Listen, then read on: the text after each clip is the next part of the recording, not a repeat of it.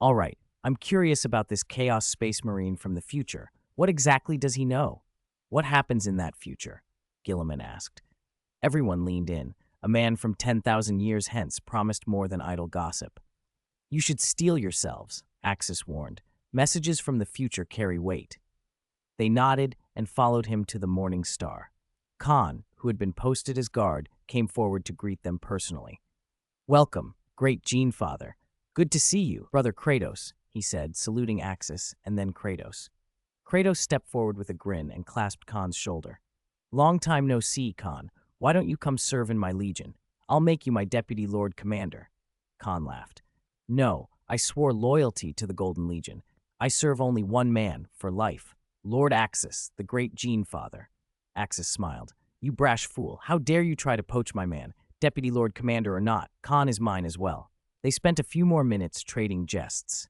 Then Axis led them to a special cell within the ship, walls carved with braided golden psychic runes and bristling with a huge Geller field isolation device. Kasha had personally engraved the seals. The cell could suppress anything the Chaos Gods might lend the prisoner. Behind the wards lay a stasis field. One held a Chaos God's chosen, the other a gene seed Primarch who had turned to the ruinous powers. Axis had not left their containment to chance. Both were trapped in stasis to prevent any untoward influence. Who first? Lorgar or the Chaos Space Marine? Axis asked. Lorgar can wait, Gilliman said. We know him well. Show us the Chaos Space Marine from the future. Sanguinius and Chagatai Khan agreed. Axis nodded and ordered the Morning Star to release the Chaos Chosen from stasis. The field dissolved and the figure was pushed free. When Kratos saw him, his face went white. The man before them was unmistakable. Khorne, his comrade and brother-in-arms, but transformed. The butcher's nails bristled from his skull. The aura of chaos clung to him like a second skin. Khorne beside Axis reeled inwardly, as if looking into a desecrated mirror. He hardly wanted to be there. This corrupted image of himself was an abomination. Kratos clapped his fellow Primarch on the shoulder. That isn't you, Khorne. That's a monster wearing your face. Don't let him make you doubt who you are. You are still Axis's strongest gene seed son. Understood, brother, Khorne said. His existence is the greatest blasphemy against my loyalty. The Chaos Chosen, now revealed, snorted. Hypocrisy. You don't grasp the greatness of the Chaos Gods, nor the divine power they grant. He eyed his counterpart in the loyal legion with venom. Seeing another version of himself exalted by comrades and honor stung him to the bone. He had spent 10,000 years under the butcher's nails. Every joy of that other life was a torment. That's your gene seed? Sanguinius stepped forward, studying the corrupted man. No, this doesn't belong to Axis. This comes from Angron, the Warhounds. Rare to meet Sanguinius, the Chaos Chosen said with a mocking smile. In my universe, you died a miserable death. Every face in the room chilled at that. Sanguinius dead? Gilliman moved closer. How did traitor Sanguinius die? The Chaos Chosen laughed. Awakened Gilliman, no better off than Sanguinius. In the future, you are less alive than walking corpses. Axis thought a moment. If the Chaos Chosen spoke true, then in that future Gilliman was still entombed on Macragge, not yet reawakened by Belisarius' call. The 13th Black Crusade had not yet begun there. No great rift, no Ark of Omen, no psychic cataclysms. Lionel Johnson had not arisen. Chagatai Khan's voice was tight. And me, traitor, what happens to me in the future? Dead? Undead? The Chaos Chosen smiled and refused to elaborate. Humph, the more you ask, the less I'll say. He cut off with a strangled scream as Kasha stepped forward and, without preamble, burned with the Emperor's inherited power at his soul. The Chaos Chosen howled as though his essence were being seared. If you intend to suffer at my hands, you may remain silent, Kasha said. I will see to you, traitor. Axis crouched in front of the writhing Chaos Khorne and spoke quietly. Khorne, answer my questions and I will give you what you say you want. I can make your wish real. The Chaos Chosen roared. My wish is to hack the false emperor from his golden throne.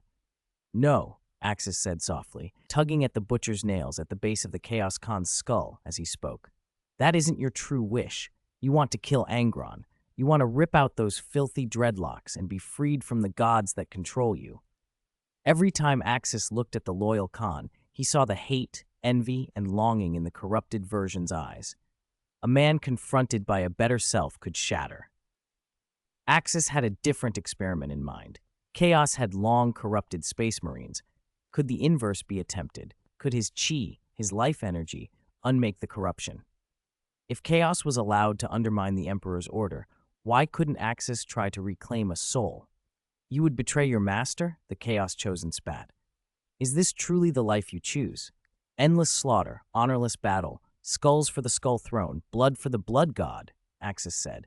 Chaos can twist you, but my chi can reverse it. If you agree, I will strip away the chaos, make you a true space marine again. I will even graft my gene seed into you, take you as my son. The room went still. Kratos, the Primarchs, Kasha, none had expected Axis to speak so boldly. Was it bravado, or did he truly possess that power? You cannot betray the blood god, Chaos Khan stammered after a moment. Think back, Axis urged. I saw you in the Warhounds. The butcher's nails began your fall. Angron is the source. You are a glory-bound warrior. So am I. I know that part of you. My glory is for Khorne, the Chaos Chosen insisted. Blood and skulls for the blood god. Is that all? Axis asked. No cheers from the people, no praise from your battle brothers? Is this torment, every day ruled by unending rage, the life you wanted? You've been a tool, ordered about by others. You followed your gene father into treachery, but was it truly your choice? Look at the Warhounds. Why not seize your own fate? Does Khorne care for you? Why was it you sent here? You are a pawn. He doesn't care if you live or die. You have been abandoned by your god. Confusion flickered in the Chaos Chosen's eyes. Axis placed his palm over the man's head and poured chi into him. The energy flowed into the tortured brain, repairing the damage the butcher's nails had done through 10,000 years of fury. For the first time in millennia, the storm within the corrupted Khan stilled. I'm awake, the Chaos Chosen said, voice shaking. I've been freed from the endless rage. This is not what I wanted. Help me cast away the Chaos Gods, or kill me. Axis only smiled. Of course I will help you. A part of my soul was set upon the brass throne by the blood god, Chaos Khan said quietly. You cannot purify me. The part that is gone has been wholly branded by Khorne. He was a chosen, no mere daemon prince, and he bore the arrogance of someone who had hunted blood angels for Khorne's favor for longer than most mortals had lived. Khan had never expected a gene seed Primarch from this universe to try to recruit him. The Primarch's power was strange and alien, but Khan did not think it could stand against the Chaos Gods, least of all Khorne, one of the oldest and fiercest. At least my energy can help you regain your clarity for a time. It's worth trying, isn't it? Axis said. You want to purify me because you want future intelligence, don't you? Khan continued. Fine, I'm clear-headed now. I can tell you everything I know. He inhaled and began to unspool the future he had seen. First, Robert Guilliman, in my world you were wounded in a duel with Fulgrim. Though your gene seed sons rescued your body, you became a living dead man. In my universe you slumber on Macragge. And Sanguinius, you will soon return to Holy Terra and, alongside the Emperor, attempt a boarding action on Horus's vengeful spirit. Before the Emperor reaches Horus, you will meet him first, and you will be killed by Horus. After your death, your sons will be ravaged by a terrible disease called the Black Rage. They will picture themselves as you and every enemy as Horus, throwing themselves into impossible combat. The Blood Angels will be tormented by bloodthirst and consumed by Black Rage. Khan's voice was steady and cold as he named those fates. Other Chaos Space Marines might know little of the secret of Sanguinius or the Blood Angels, but Khorne had always lusted after them. Khorne coveted Sanguinius and his gene seed. Any Blood Angel who willingly embraced Khorne would be rewarded with dreadful blessings and become a dread power in the warp. As Khorne's chosen, Khan had hunted Blood Angels and their successor chapters more than once. Guilliman stared at Khan, then at Sanguinius beside him. The future Khan described left little hope. One of them would die outright, the other would be damned to a living death. I'm fine, Guilliman, Sanguinius said quietly. If that is the fate I must take, then I will face it. In my world, Sanguinius, you did not die entirely, Khan said. Your body perished, yes, but Khorne once told me that Primarchs are a kind of subspace god. For reasons unknown, you became such an entity. You can influence reality. You have aided your sons many times. You sometimes send forth a golden angel named Sanguino to fight for your legion. He glanced at the others, measuring their reactions. Because of that, Sanguinius can change the nature of his gene seed. Mephiston, the librarian, received blessings directly from him. Dante, the chapter master, has lived 1,500 years, far beyond a normal space marine lifespan, and according to what I heard, Sanguinius could have extended him still further if he wished. In my universe, Khorne hungers for Sanguinius and every blood angel. What about me? Am I also dead? Chagatai Khan asked. You are not dead, Chagatai Khan, Khan replied. You are one of the missing Primarchs. To rescue space marines taken by the Dark Eldar, you plunged into the webway and were lost. The White Scars have long believed you hunt the Dark Eldar in the webway. 10,000 years have passed and you never returned. There has been no word of you. At that, Kash's face changed. Lost in the webway? How could that be? Axis was a friend of the Eldar and a favored guest of the Laughing God, the true master of the webway. If it were only being lost there, Axis could have pulled him out. Chogoris's own eyes sharpened. From their previous meeting, they knew Axis could use the webway. Being trapped in it for 10,000 years seemed impossible. In his world, Axis shrugged, Kasha, Kratos, and I don't exist. There is no Golden Legion. Among the traitor Primarchs, Magnus and Perturabo are counted. The 2nd and 11th Legions were purged by the Emperor and simply don't exist in the Horus Heresy. It's similar to our universe in some ways, but different in others. Rest assured, if you are really trapped in the webway in our world, I can pull you out in minutes. Khan listened and added, It's odd. This universe differs from the one I know. Perhaps each Primarch's fate diverges in different worlds. Also, Lord Axis, Khorne in this reality seems very interested in you. Be careful. As a chosen, Khan sensed Khorne's long, furious curiosity.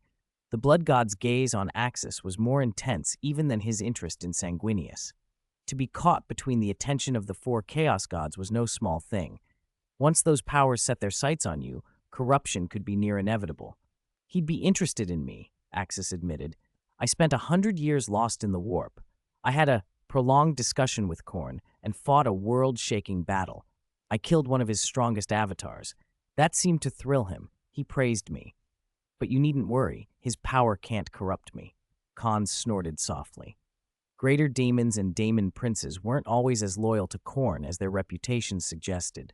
Skarbrand once attacked Khorne himself after being incited by Tzeentch, a strike that cut a mark in the blood god's armor. Khorne hurled Skarbrand so far he flew for 8 days and nights. Khorne's fury was less about the attack and more about its manner. He despised sneak attacks. If you wished to fight him, fight openly. Cowardice and trickery earned his wrath more than any strike. That makes sense then, Khan said. Khorne admires warriors with raw martial prowess. Even if a mortal doesn't worship him, he will sometimes grant a brutal blessing. There is, in my world, an ultramarine who never worshipped Khorne. He's devout to the Emperor, but Khorne favored him anyway.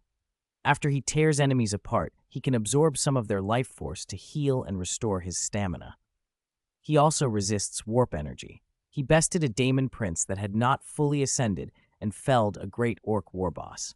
He even crushed a warp device with bare hands, withstanding energies that would instantly damn an ordinary space marine, yet he emerged unscathed.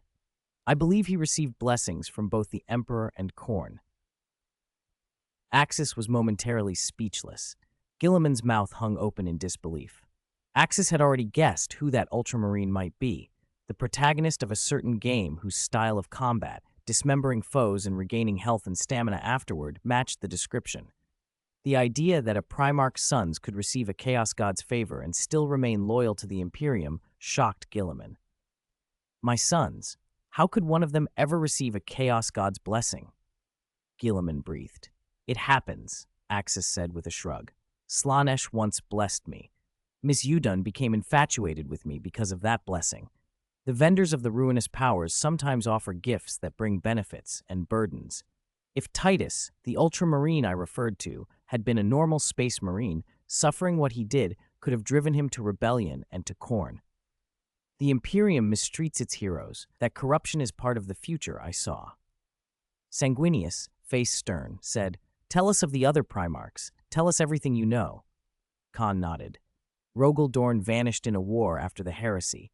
Oddly, he left behind a severed hand. His enemies were only ordinary Chaos Space Marines. It makes no sense. Dorn should not have been felled that way. Leman Russ stayed on Fenris for 200 years, then announced he would leave the Space Wolves to travel into the Eye of Terror. He was supposedly to seek a fabled Tree of Life to free the Emperor from the Golden Throne. Guilliman cut in aghast. Wait, free the Emperor? What happened to the Emperor after he sat on the Golden Throne? Why would he need saving? Khan's expression hardened. The Emperor was grievously wounded fighting Horus, near death. Had he not seated himself upon the Golden Throne, the body would have died. The future Imperium is a dark thing. The Emperor sits upon the Golden Throne as an undying, living corpse. Even Khan had only partial knowledge of the Dark King. The full truth was held by the Chaos Gods. The news shattered the worldview of everyone present, everyone but Axis, who showed no surprise. Kasha's face had gone pale. Impossible. The Emperor is immortal. Horus could not have defeated him, Kasha said. At first, some had thought Khan was mocking them. Now the weight of his words made that impossible. Khan continued. The Emperor wasn't simply fighting Horus. He fought Horus empowered by the 4 Chaos Gods.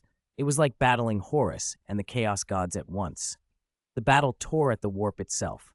The details are hazy, but the result was Horus's defeat at terrible cost. The Emperor gravely wounded, barely clinging on, and forced to sit the Golden Throne. 10,000 years later, his body has decayed, but his psychic presence is immense and shapes the Imperium. Sanguinius's face was grave. Continue with the others. We'll come back to this. Lionel Johnson was ambushed when he returned to Caliban. A traitor named Luther rose up, and Caliban was destroyed. The Lion's fate is tightly guarded by the Dark Angels. Little leaks out. Vulcan, the Lord of Drakes, grew disillusioned with the Imperium and retreated into seclusion. He reappeared once during the Beast War and died in mutual destruction with an Orc warboss. Korax pursued Lorgar into the warp and never returned. Ferrus Manus was slain by Fulgrim. In short, the loyal Primarchs are dead, missing, or sleeping. Humanity entered the mortal age, and the Imperium began to decay. Believe me, you would not want to see what the Imperium becomes. It is a realm that would make you long to destroy it. The words hung in the chamber like a blade. 263. Axis is hope, and will surely eliminate the dark future. Khan's words had painted a terrifying picture. The Imperium twisted into a corrupt, fanatical polity in the 41st millennium, an age of a state religion, the Adepta Sororitas, a desperate Astra Militarum, and endless, soul-crushing wars. Silence met him. The assembled Primarchs, scions of the Emperor's gene seed, had never imagined humanity's fate could be so bleak. That an Imperium they had helped build could one day sink into such darkness stunned them.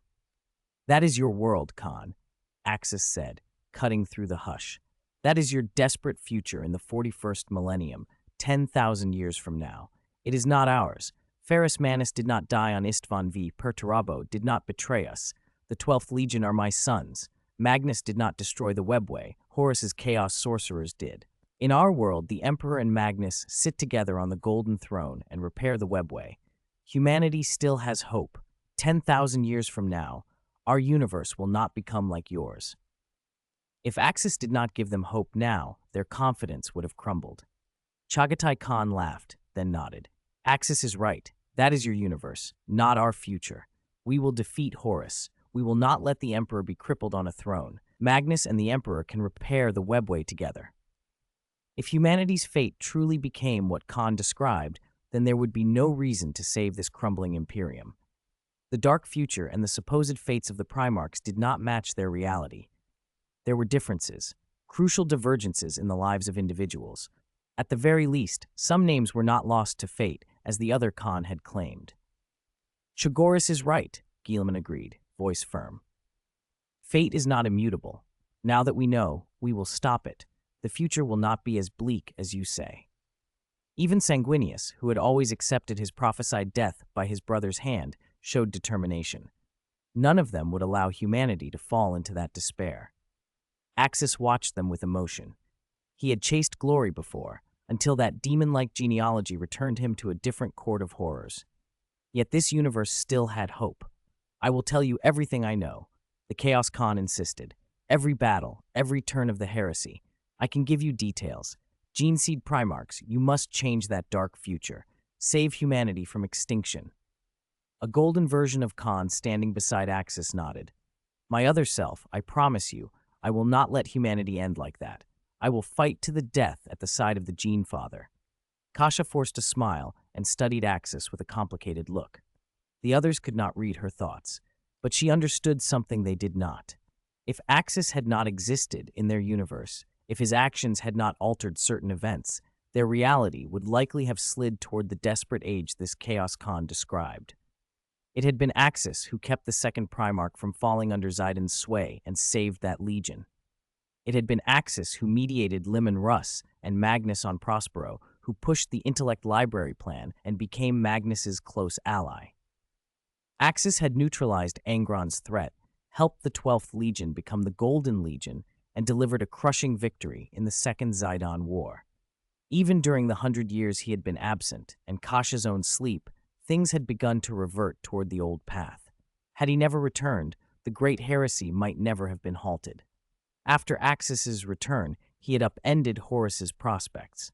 Horus feared exposing himself and drawing Axis's wrath. Fulgrim had been slain by Axis. What remained of him had escaped, but the Chaos Gods would not easily reshape that remnant. The Iron Warriors and the Sons of Tomorrow had stayed with the Imperium because Axis had made it possible. Axis was the hinge on which hope turned. If not for him, Kasha thought, she might have been confined in Terra's oubliettes forever, or dead. According to what he says, Horus will soon lead the assault on Holy Terra, Chagatai Khan said. We should return to Terra now and fortify it. With the Primarchs and Axis's power gathered there, Horus would walk into a slaughter if he tried to come. They could kill him before the Emperor needed to take the field, and that would change the future completely. No, Axis said, shaking his head. Horus will not attack Holy Terra lightly. Now there stood Imperial fists in full strength on Terra, plus 3 other legions, damaged perhaps, but present. With Magnus and the Emperor holding their ground, if Horus struck the Emperor, could descend from the Golden Throne at any point. Horus could not be sure that Axis would not suddenly return and punish him. Axis had already routed avatars of Slaanesh and Khorne in the warp. Even if those victories were partial, his power was not something Horus could afford to face, especially with the Emperor on Terra. Horus would not risk a headlong assault, as he had in another timeline. Guilliman, ever a strategist, agreed. The Imperium's position is far stronger than in that other world. If we attacked Terra now, Horus would be asking for certain defeat. Chagatai Khan suggested Horus might instead try to bleed the Imperium by dragging the war out, using warp storms to erode the frontiers. No, Axis countered. A prolonged war helps the Imperium as much as it helps Horus. Magnus and the Emperor can repair the webway over time. The Pharos system can restore the Astronomican's reach. Even if the warp rages, those two things together can open safe routes for Imperial ships. Hyperspace engines can be rolled out. Once the webway and hyperspace are widespread and humanity frees itself from reliance on the warp, Horus will be trapped, regardless of where he hides. Axis could not see where Horus's victory could come from. He had shut nearly every avenue. All they had to do now was bring the Pharos system back under Imperial control and retrieve Lorgar. The rest would follow. We should detain this Chaos Khan, Guilliman said. We can't be certain every detail of his tale is true. I suspect Axis's promise to purify chaos and turn Chaos Space Marines back into loyal Marines is meant to break this man's psychological defenses and make him reveal his knowledge. Detain him until we know more. I usually keep my word, Axis replied. Detention is acceptable, but I will try to purify him first. If you must try, then do it, the Chaos Khan said, surprisingly eager and sincere. The other Primarchs exchanged glances and nodded. There was no harm in attempting it. Axis motioned for Kasha. She produced a small bottle of sap from the mental trees and fitted a straw into it. Bite and hold this straw, Axis instructed the Chaos Khan. If you feel faint, drink. This juice contains potent life energy. It can save you. Do it, Lord Axis, the Chaos Khan said. Whether it succeeds or fails, I hope you can save humanity. If nothing else, help me break free from the Chaos God's control. Axis nodded, took a steadying breath, and drew power through himself, his aura flaring as he entered a state he called Super Saiyan mode. He laid a palm on the Chaos Khan's skull. The first task was to remove the butcher's nails embedded there, one by one, and during the process, Axis poured his own life force into a shield around the man's brain. He had done the same once before on the second Primarch. The procedure was familiar, grim, and delicate. 2 at 64. Pull out the butcher's nails, Khorne, my friend. Axis drew a deep breath. The golden Super Saiyan aura burst forth and instantly wrapped his entire body. The light was so bright it turned the bridge into daylight. The life key that flowed around him felt almost tangible. He was preparing to unleash chi charged with pure life force. The legendary Super Saiyan and Super Saiyan 4 were not suitable for this. One's ki was corrupt, the other's too savage. He needed the calm, ordinary Super Saiyan form. The standard Super Saiyan state was nearly perfect for this task.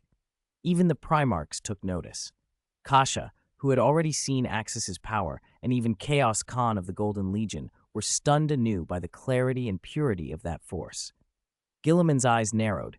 Chagatai Khan tightened his grip on his sword, and Sanguinius watched the light with something almost like reverence. This was the power of life itself, the great chi of living things. "I'm starting. If you can't bear it, scream," Axis said. His voice was unusually solemn in that light. He settled his hand, burning with golden chi, on the spike-covered, rune-bruised skull of Chaos Khan. "Ah! Ah!" The instant Axis touched him, Khan unleashed a piercing, inhuman shriek. It was not mere physical agony. It sounded like a soul being torn and burned. The chaos energy writhing inside him lashed out in retaliation, as if snakes had been tossed into boiling oil. Dark, red-tinted gore and rancid warp filth crawled under his skin, trying to corrupt Axis's palm and even coalescing into twisted, screaming apparitions on his surface. "Hold him steady," Axis barked. Chaos Khan reacted fastest of all. His massive frame lunged forward, and with crushing arms, pinned his writhing self in place. Guilliman and Chagatai Khan moved quickly to restrain limbs. Sanguinius rested a hand on Khan's shoulder, and a soft yet firm psychic aura spread outward, an invisible wall that muffled some of the escaping whispers and maddening wills. Thanks to Magnus's persuasion, Sanguinius had developed his psychic power. His gift now was bright and pure, in some ways surpassing even the Emperor's. The gentle radiance steadied Khan enough to help. Axis ignored the chaos backlash that could have driven a mortal insane. His mind was razor-focused. The golden life key became like a surgeon's blade, probing deep into Chaos Khan's brain for the metallic horrors embedded there, the butcher's nails. The first nail was enveloped in living light and torn out with a sudden yank. Khan's eyes rolled back. His body convulsed and strained violently, but his captors held him fast. A grinding, tearing sound split the air as a thick, rust-streaked nail stained with dark blood was forced free. Khan arched, his eyes bulging, a choking croak escaping him. The brain tissue that had been warped and compressed by the implant collapsed and necrosed the instant the nail came out. Black, chaos-tainted ichor spewed from the wound. "Infuse life key!" Axis roared, pouring an even larger flood of golden light into the injury. The necrotic tissue melted away like ice beneath a scorching sun, washed clean by the influx of life. Healthy cells, stirred by the chi, divided and regenerated at a speed that made the void fill. Violent neural surges racked Khan's body as the brain fought to reconstitute itself. This was only the beginning. Each butcher's nail was an anchor to his soul, woven through with chaos power. Ripping them out did more than wound flesh, it ruptured spirit. Without life key, pulling the nails would have killed him outright. Worse, these nails had been fused to Khan for 10,000 years and carried the taint and strength of the chaos gods themselves. When Axis removed the second and third nails, the counterattack peaked. Beneath Khan's skin, it was as if 100 venomous creatures writhed. Foul blood leaked from his 7 orifices. Blasphemous, inhuman curses tore from his throat. The air around them chilled and reeked of rot. "Suck! Quick, draw the sap!" someone snapped. Khan's remaining will clamped down on the straw thrust into his mouth and sucked with desperate force. Sap from the psychic tree, rich with concentrated life essence, poured into his scorched throat. Warm power surged through him like poured alloy in a crumbling dam. Tissues stabilized, the collapse halted and began to reverse, and the vile screams became groans of relief as life threaded through his ruined mind. With each nail removed, Khan steadied. Axis continued to heal the damaged brain tissue until the very last butcher's nail was wrenched free. Under the steady nourishment of Axis's life key, his brain grew back and slowly sealed. "How do you feel?" Axis asked. He was careful. He'd burned inexperience once before when aiding another Primarch and had cost him memories. This time his control was precise. "Better than ever, Lord Axis," Chaos Khan said, offering a pale smile. "Then the chains are broken, Khan of another universe. The physical shackles are gone. Now begins the true purification. Do it, Lord Axis. Succeed, or die trying." Axis nodded. The golden chi flared hotter, and he did not withdraw his hand. Instead, he poured in denser, purer life key, not just to repair but to purge and cast out. Khan's body lurched. Though pinned by the Primarchs, he bellowed a primitive, inhuman roar that made the bridge vibrate. Axis's light assaulted the chaos essence, and the blessings Khorne had given him rushed up in response as a tide of blood-red power. Dark, skull-shaped phantoms formed and crashed against the golden life key. Inside Chaos Khan, the two forces, life and blood god fury, waged a desperate, unprecedented struggle. "No, blood for the blood god, skulls for the skull throne," Khan howled, then fractured into a tangle of voices. I am a warrior of the Warhound's Legion." His identity split in two. The chaos madness rooted in him, and the fragile human fragments that Axis's life key tried to revive. Through that rift, Axis saw the demon on the skull throne. The connection dragged his spirit before Khorne, the tall, terrible lord enthroned in carnage. "We meet again, Axis, my most anticipated opponent," Khorne said, his voice hungry with joy. "Unlike others, I long for a true fight with you. War, slaughter, those were his delights, and Axis's nature and style appealed to him. More importantly, Axis had the rare quality Khorne prized, fearlessness. To stand and strike at a god was a virtue in Khorne's eyes. Even now, though they opposed each other, the god felt genuine admiration. "I too look forward to fighting you," Axis replied. "Though you're a chaos god, you're a pure warrior. But I know my limits. I'm not a god. I can't face your true form. Even your body in this universe is only a copy. You are multiversal." "Ha ha ha! If you wish, I can show you ways to become a god." "We could be great friends," Khorne said, amused. His friends were always fighting to their heart's content. "Perhaps," Axis said, "but I'm not here to bargain with you. I'm here to evolve Khan." "No problem, my friend. Go ahead. I have kept a fragment of his soul here. If you need it, I'll give it to you." Khorne offered a shard of soul to Axis. Axis felt a flicker of discomfort. He had expected a fight, not cooperation. But Khorne did not trick. Khorne used axes, not guile. Besides, among the Chaos Gods, Khorne was the one Axis most understood, indeed, a taste shared by all Saiyans. "Then I accept it," Axis said, taking the fragment. He pocketed the uneasy thrill of standing in Khorne's presence. "Also," Khorne added, leaning forward, voice low with relish, "it wasn't me who sent this Khan here, nor the other three. It was the one on the golden throne." "What? You mean the Emperor sent him?" Axis asked, his expression shifting. "Not the Emperor, my friend," Khorne said. "The one on the golden throne is not the Emperor, but the Dark King." "The Dark King?" "It was the Dark King who sent the corrupted Khorne from another world to this realm." The revelation hit Axis like a thunderclap. He had assumed the whole thing was a plot among the four gods. But the Emperor had once told him that sitting upon the golden throne, facing humanity's bleak, despairing future, that very image was a trap laid by the Dark King. The ultimate curse suffocating the universe was the Dark King's final conspiracy against humankind. The Dark King? Why would he do that? Axis asked, voice low. "My friend, to be precise, it was a warning," Khorne said. "The Emperor's grand design for humanity is itself a cataclysmic sacrifice. Psychers, space marines, mortals, countless alien species, and even the Emperor himself, all are offerings. Everything is to be given up to forge a cold, dead, soulless empire of pure despair. When the Emperor finally teeters on the brink on the golden throne, when his will expands into infinite agony, and the wails and faith of trillions of souls converge, his inner darkness, the supreme being we call the Dark King, will awaken." Khorne's voice stripped the mystery bare. Axis listened as the god laid out the Dark King's true nature. The Emperor's birth had been only one step in a far vaster plan. Could a handful of ancient sorcerers on a single world, those frail, primitive psychers, hope to drag the supreme warp deity down and seal him into a mortal body? Fool's hope. The rise of humanity itself had been orchestrated as a grand sacrificial rite. Humanity's ascendancy had devastated entire species, and even those aliens who bowed to mankind had been consumed by the ensuing slaughter. The Emperor appeared to be humanity's savior, but in truth, he was being led into an abyss of no return. Humanity would be the executioner for the Dark King's plan, and when the massacre had run its course, the executioner himself would be offered as the final sacrifice. The Emperor would become the Dark King. You mean, the Dark King warned the Emperor, forced him not to interfere with this fate, and to accept that dark ending? Axis pressed. Exactly. The Dark King sees you, this variable, Khorne said. Axis, you come from beyond this world. Your power system, your actions, the hope you bring, all of it interferes with his grand design.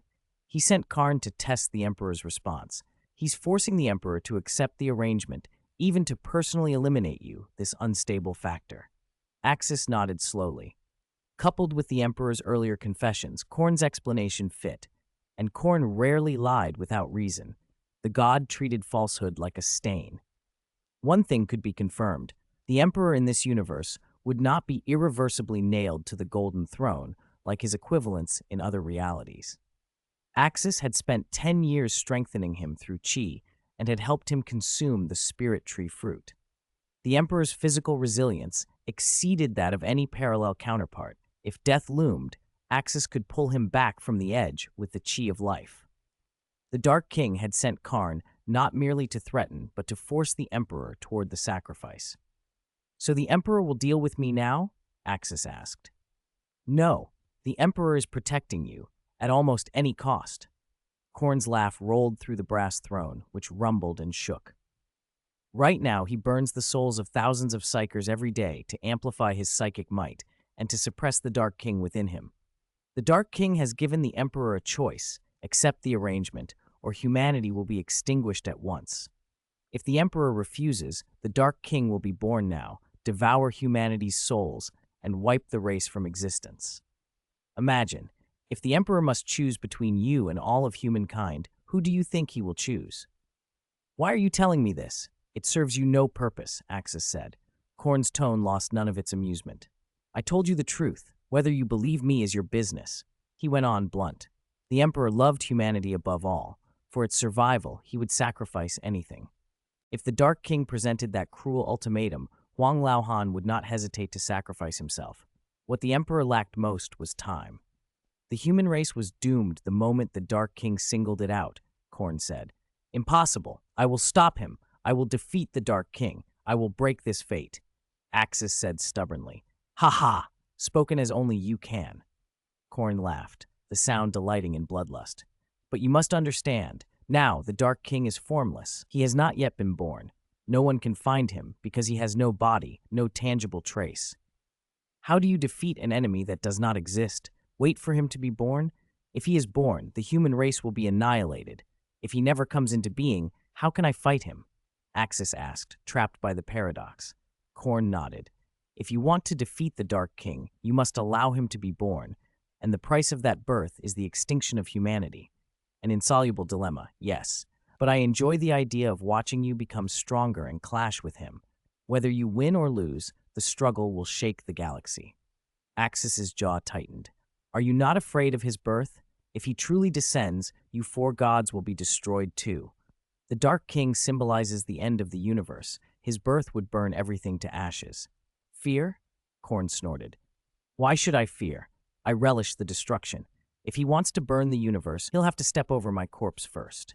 Axis pressed for a practical alternative. He needed time. He needed a way to delay the Dark King's birth. Khorne's answer was coldly simple. Follow his plan, Khorne said. What?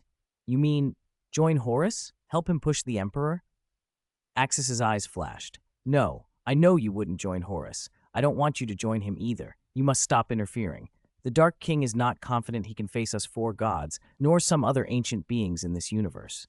He needs to accumulate supreme power, and the Emperor, as the vessel, must possess enough power to help suppress him. To do that, the great heresy must play out. Horus must rise. The Emperor must be driven toward the Golden Throne, and humanity must descend into desperate faith. That faith is the bind that holds the Dark King at bay. Axis' face darkened. All his efforts, those years strengthening the Loyalists, turning the tide away from Horus's victory, were a thorn in the Dark King's side. The Emperor had repeatedly hinted that Axis should keep his distance from Holy Terra and from this war. Axis had refused to stay away. He had bolstered the Emperor's forces. Now, Khorne said, the Dark King had had enough. "You're not trying to get me to side with Horus, are you?" Axis demanded. "I didn't say that," Khorne replied with a sliver of amusement. "I told you what will happen if you keep interfering. You can choose to believe me or not." Axis snorted, anger and calculation warring in his mind. If the Emperor was being driven to desperation and might be forced to deal with him, what should he do? The Dark King was pushing, and however hard the Emperor resisted, it might not be enough. To prevent the Dark King's birth, the Emperor must be led to the Golden Throne, yet Axis's presence made that impossible. He had no easy answers. Khorne watched him with cruel patience. "The choice is yours, Axis. I have given you the truth as I see it. Decide." 266. The solution to the problem. The deal on the brass throne. "Honestly, I think the solution's simple," Axis said after a moment's thought. "Isn't it just a matter of knocking him out and making him sit on the Golden Throne? If Horus can be forced onto it, so can I. I'll beat Horus, and then I'll beat the Emperor. The Emperor himself asked for a beating, so fine, I'll give him one." Saiyan thinking was blunt and direct. Khorne fell silent for several seconds. The skullfire licking the brass throne seemed to stall. Then, "Pfft! Ha!" A shout of laughter burst out, manic and thunderous. Khorne's massive body rocked on the skull throne as he slammed his huge hands against the armrests, carved from skulls and iron. A few of the embedded daemon skulls shattered under the force. "Ha! You really outdid yourself, Axis. This is the Axis I know. Beat them both senseless? Ha! Only a mind like yours could come up with such a perfect plan." Khorne had expected this cruel truth would crush Axis, drag him into despair, force him to scheme. He did not expect the boy's reply to be so blunt, so violent, so, in Khorne's estimation, beautiful. Axis's answer was beyond any definition of subtlety, and Khorne found himself exhilarated. "Look, it's hard for me too, okay? I can't kill Horus, and I can't not kill him," Axis said, sounding helpless. The Emperor had told him long ago that if the day came when he needed to strike the Emperor, he mustn't hold back. Axis swore he would not. Saiyans did not know how to go easy. He planned to return to Holy Terra at once. After Horus arrived, he would take him out first, then the Emperor. He would force the Emperor onto the Golden Throne. The Dark King cared about the result, not the method. Whoever placed the Emperor on the Golden Throne didn't matter, as long as the Emperor sat there. Once the Emperor was on the throne, Axis would seize the Empire's reins at lightning speed and forge his own faith. As for Guilliman's reorganization of legions into chapters, Axis could flip the bird and say, "Screw you. This empire will be mine to command." Among the Primarchs, Axis believed he could win over his old man Leman Russ, Magnus, Lionel Johnson, and Sanguinius. If those four grasped Axis's true aim, they would support him. Rogol Dorn and Calgar might be convinced. Jagatai Khan could be swayed. With his son at his side, the uncertain ones were Guilliman, Ferrus Manus, Vulcan, and Corax. "The choice is yours, Axis, but you must understand one thing," Khorne said. "Think about why the Dark King wants the Emperor on the Golden Throne. The fundamental reason is to plunge humanity into despair. If humanity permanently bears the burden of extinction, if that hopelessness crushes them, then they will pray. From prayer comes the Imperial Creed, and from that creed the Emperor siphons vast faith to oppose the Dark King. I understand your plan. You want to seize divinity through humanity's faith. I can tell you it won't work. If you try it, the Dark King will not allow your existence. He wants humanity as his bait. It's not enough to put the Emperor on the throne. Do you think the disappearances and deaths of the Primarchs over the next 10,000 years are mere coincidences?" Axis frowned. He wasn't a schemer. His plans were obvious to anyone with half a brain. He wanted to temper his soul with human faith to ascend and claim divine power, enough to contend with gods and the Emperor. On that point, Khorne was sympathetic and could even help, but the other three Chaos Gods and the Emperor himself would oppose it. The Dark King would never allow another to eat the feast he'd meant for himself. That was why the Dark King had used innumerable means to eliminate any nascent human gods. Humanity must be bait, the cake that only the Dark King could eat. You mean, the Primarchs disappearing, being maimed, put into catatonia, or simply vanishing over 10,000 years, all because of the Dark King? Axis asked, his expression changing. Exactly. The early stages of your plan could proceed quite well, I'll admit that. The Dark King will allow the Emperor to sit on the Golden Throne, as you desire. But if you then try to develop your own cult and supplant the Emperor to create a united, perfected human nation, he will not allow it. He needs every Primarch gone so humanity can sink fully into the age of mortals. You, your son, and those Primarchs are precisely the beings he wants erased. He will use all means, trap you, manufacture accidents to make you disappear. No wonder, Axis muttered. Now he saw the pattern. No single Primarch had survived the 10,000 years of darkness. Vulcan had only briefly appeared during the Beast. Leman Russ abruptly left his pack and vanished into the Eye of Terror. Korak stood against Lorgar. Jagatai Khan disappeared into the webway. Dorn left a severed hand behind in battle and vanished. Lionel Johnson fell into a deadly ambush after returning to Caliban. Guilliman foresaw his doom and left Belisarius Cawl to prepare. There had been a hidden hand steering all those fates. The Dark King wanted the Primarchs gone. He wanted the Emperor on the throne, and humanity thoroughly broken. The despair produced by 10,000 years of suffering was his sustenance. Do you understand now, Axis? If the four of us had truly wanted to wipe humanity out, we could have. No race could have resisted. In fact, at a crucial moment in the future, when Guilliman was about to awaken, we, ironically, helped, in a small way, to ensure his return, Khorne said. He showed Axis a vision of Macragge 10,000 years later, Primarch Robert Guilliman in the armor of fate forged by Belisarius Cawl, death under the blade of Yvraine the Seer, and then a rebirth. But at that decisive moment, it wasn't chaos that obstructed the rebirth. It was the unexpected arrival of a force of Chaos Space Marines, who at the right instant restrained Calgar and the Ultramarines, prevented them from tearing the Eldari apart, and allowed Yvraine and the Mechanicus to reach Guilliman. That interference, coming from Chaos forces, was precisely what made the resurrection possible. So the only Primarch who returned did so because of your intervention? Axis said, stunned. Exactly. We know everything. How could we not know about Guilliman's resurrection? If the gods wanted, we could have sabotaged everything by corrupting key figures on Macragge beforehand. If Macragge hadn't been besieged, how could the Eldari have reached Guilliman? If those Chaos forces hadn't shown up to hold back Calgar, Calgar would have killed Yvraine. It was those Chaos Space Marines who made the space for the Eldari and the High Magos to do what they did. Otherwise, Guilliman could not have been reborn. Axis's head reeled. The resurrection that had seemed so improbably clean now exposed a web of manipulations, some aiming to delay the Dark King's triumph.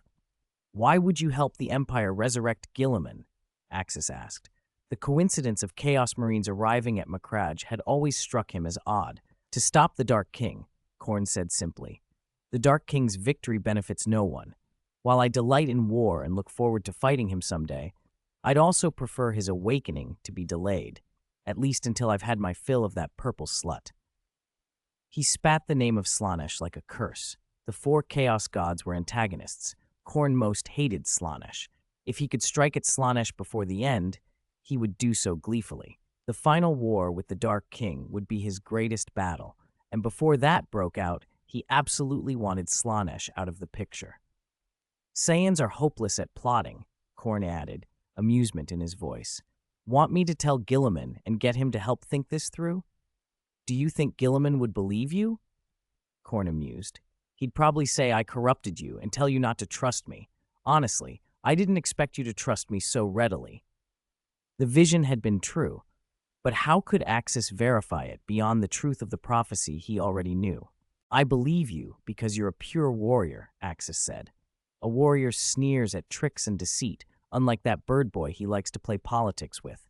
In truth, Axis's faith came from knowing bits of the future himself and recognizing Khorne's words as accurate. Ha ha ha! Thank you for the compliment, Axis. You and your gene seed are very to my taste. Look at all I've revealed to you today. Certainly some gratitude is owed, Khorne said. What do you want? Axis asked. How about some of your legion coming to my side? Khorne asked. He coveted Axis's gene seed and the legion soldiers made from it. They were top-tier warriors. Go to hell. No way, Axis snapped. You know about my gene seed. Chi energy is highly resistant to the warp. Here, how about I give you some spirit tree fruit instead? Saiyans still recognized a chaos god when they saw one. Axis offered a trade rather than his sons. Khorne's mind immediately went to corruption. If the gene seed aren't willing, some gene seed will do. Sacrifice a few hundred vials to me, and I'll bless your legion. Give them power in slaughter. Grant them life force boosts, even a degree of warp resistance. I'm not picky. That's not happening, Axis said. This is between us, not the legion. But the spirit tree fruit I mentioned, I don't mean the cheap ones I grow outside. I mean a special fruit, planted in your territory, a true tree of God. Would you be interested? Khorne paused. The warp was not a place for simple seeds, but if the spirit tree could be sown there, it could feed him, or be given to his greater daemons and daemon princes. You mean you could grow spirit tree fruit in the warp? He asked, intrigued. That's right. This is a rare treasure. It's a divine fruit I brought from another universe. In that world, only true gods may eat it. Of course, those gods have physical forms. Axis shifted the subject to the real obstacle. But cultivating this divine fruit has extreme requirements. Ordinary planets can only scrape together a degraded form of the spirit tree fruit by consuming countless lives. Even that inferior product, if fully absorbed by a mortal, can extend life by 10,000 years and drastically boost strength. Only a true divine territory can nurture the perfect fruit. For example, he let his eyes sweep over the brass throne domain, the mountain of corpses, the sea of blood, the rivers of magma. Your domain. Axis made the distinction deliberately. What grew outside these realms was spirit tree fruit. What could be grown here deserved a grander name, fruit of God. Khorne's interest sharpened as Axis spoke. I'll admit, your domain is unique. A mortal who consumes one of these fruits could have their vitality increased 10,000-fold. Their power would leap to a level rivaling my greater demons. Its effect is nearly equivalent to one of my divine blessings. If we cooperate, we could grow a truly perfect fruit of God, Axis pressed, while the opportunity was still warm. You provide the soil, your divine domain and power to nourish it, and I'll inject ki to stimulate its growth. Khorne tapped the armrest of his throne with a sound like falling iron. You say Nurgle's garden is ideal, he mused. He admitted the brass throne's environment was ill-suited to life. War, slaughter, blood, and savagery were its hallmarks. Life in the cosmic sense belonged to Nurgle's garden. Nurgle and I aren't mortal enemies. We could talk to him. We could cultivate this tree in his territory. Axis visibly bristled. He trusted Khorne. He valued that pure martial nature. But Nurgle, the festering, bloated god of decay, was another matter entirely. Khorne defended Nurgle with surprising warmth. He loves all life in his own way. It's just distinctive. With his rotten sores and bloated body, Axis rolled his eyes. I'm not impressed. He spat insults at Tzeentch and Slaanesh. The schemer and the hedonist had caused him trouble before, seducing and corrupting his followers. Brother Khorne, something this important mustn't be entrusted to others. I don't trust Nurgle. Your domain will do. Khorne's doubt came back swift and blunt. He swept his massive hand across the endless wasteland beneath his throne. Crimson badlands, mountains of bones, rivers of blood. You really think this blasted place of mine can grow anything? He asked. Do you understand what my domain is? Axis cleared his throat and tried another tack. The warp is the materialization of thought. Your brass throne is a true divine domain. With your will, you could alter the local environment, create a small oasis, a vibrant paradise for the tree. It shouldn't be impossible. Khorne's refusal was immediate. No, Nurgle's garden is the optimal choice. But Axis had one more card. Nurgle wasn't the only god who wielded life power. If there were a god skilled in life energy to help create an oasis inside your domain, would that work? Axis asked. Khorne's burning eye sockets flared. He hammered the armrest. I get it. You want me to snatch the Eldari life goddess Asha from Nurgle, right? With the two of us working together, this can be done. I can hold Nurgle at bay. I can't kill him, but I can certainly keep him distracted. Then you can slip into his garden and take the goddess. Axis smiled thinly. I think the life goddess would be glad to escape Father Nurgle's custodianship. We're not imprisoning her, we're asking for her help planting the tree. A wise being adapts. Good, Khorne said. I've no interest in her, but I'll restrain Nurgle while you extract her. Not so fast, Axis warned. We need to plan carefully. We're not the only ones who'd want Asha. Slaanesh will be circling. If he snatches her, she'll end up in a pleasure palace. I can't outsnatch him. Khorne's grin faltered. Axis's plan crystallized. I'll take part in the siege of Terra, he said, voice steady. But only to rescue other gene seed Primarchs. I won't interfere with the Emperor and Horus's duel.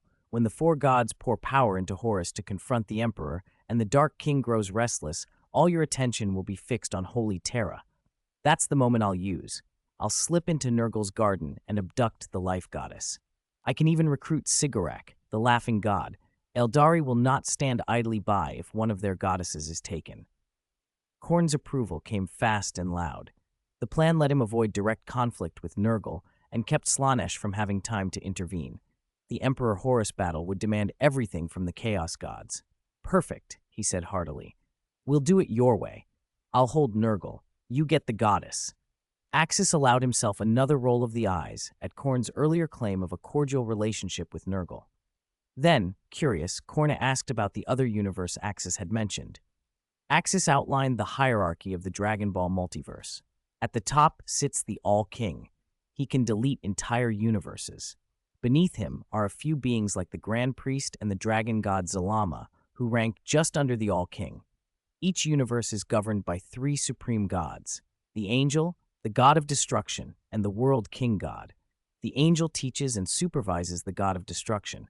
The God of Destruction destroys planets to maintain balance. The World King God creates life. Below them are the Grand Kai and the Local Kais, then the gods of individual planets and other entities, the Underworld King Enma, the Demon Realm, and so on. Khorne listened, pride creasing his massive features. So by that standard, I should rank equal to that All-King, he said with a hint of arrogance. Axis gave him a small, almost playful smile that cut the Blood God's fantasy down to size. You're thinking too much. I'd say a god of destruction could kill you instantly. 268. The perfection of the Dragon Ball God system, purification, hate cage, and interrogation of Lorgar. The All-King's power exceeded anything Khorne could fathom, and the fact that a god of destruction could effortlessly annihilate him clearly rankled the Blood God. But after Axis's detailed explanation of the Dragon Ball universe's power system and a fierce debate, Khorne had to face an inconvenient truth. The divine order of that other universe was more complete and more alien to him than he cared to admit. The Dragon Ball continuity was vast, far beyond a dozen parallel universes. Dragon Ball Heroes, the films, even Dragon Ball GT could plausibly be read as independent parallel worlds.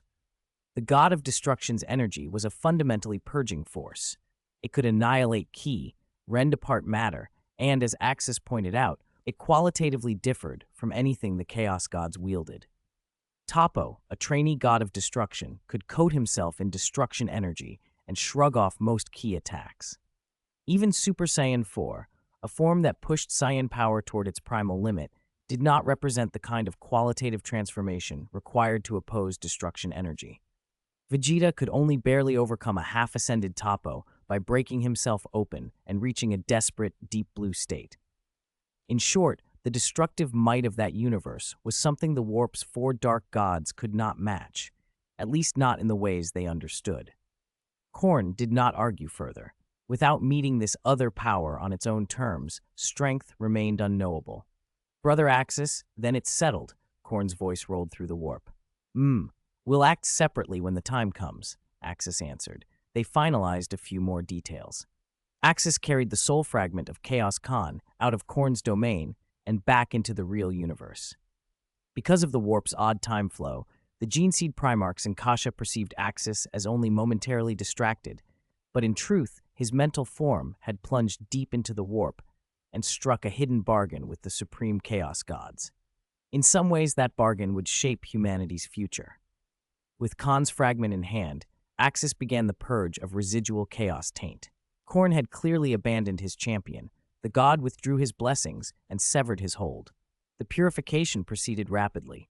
The Khorne Axis had rescued, Khorne from another world was cleansed of warp corruption and returned to his human shape. But the change unveiled a grim truth. Once freed of divine sustenance, Khorne began to wither and disintegrate. His lifespan had been unnaturally prolonged by 10 millennia of Khorne's power. Without it, his borrowed life collapsed. The spirit tree fruit he had eaten earlier had only temporarily offset the wounds of purification. It had not strengthened his body or lengthened his natural life. Axis handed the remaining cup of spirit tree juice to him. Drink the rest. There's enough life energy here to buy you another 2,000 or 3,000 years. Khorne's eyes flickered over the precious gift, but he refused with quiet, resolute horror. Lord Axis, you saved me. You returned me to humanity and freed me from the Chaos God's corruption. I thank you. His voice was hoarse and tired, relief edged with grief. But the crimes I committed, there are too many to count. I have slain countless innocents. The blood I spilled could fill nations. Death, perhaps that is the only true mercy left for me. Let me die as a human. This might be what you want, Kratos said, his voice low. The other Primarchs nodded in silence. Guillemon alone hesitated. The man before them was a living archive of future knowledge.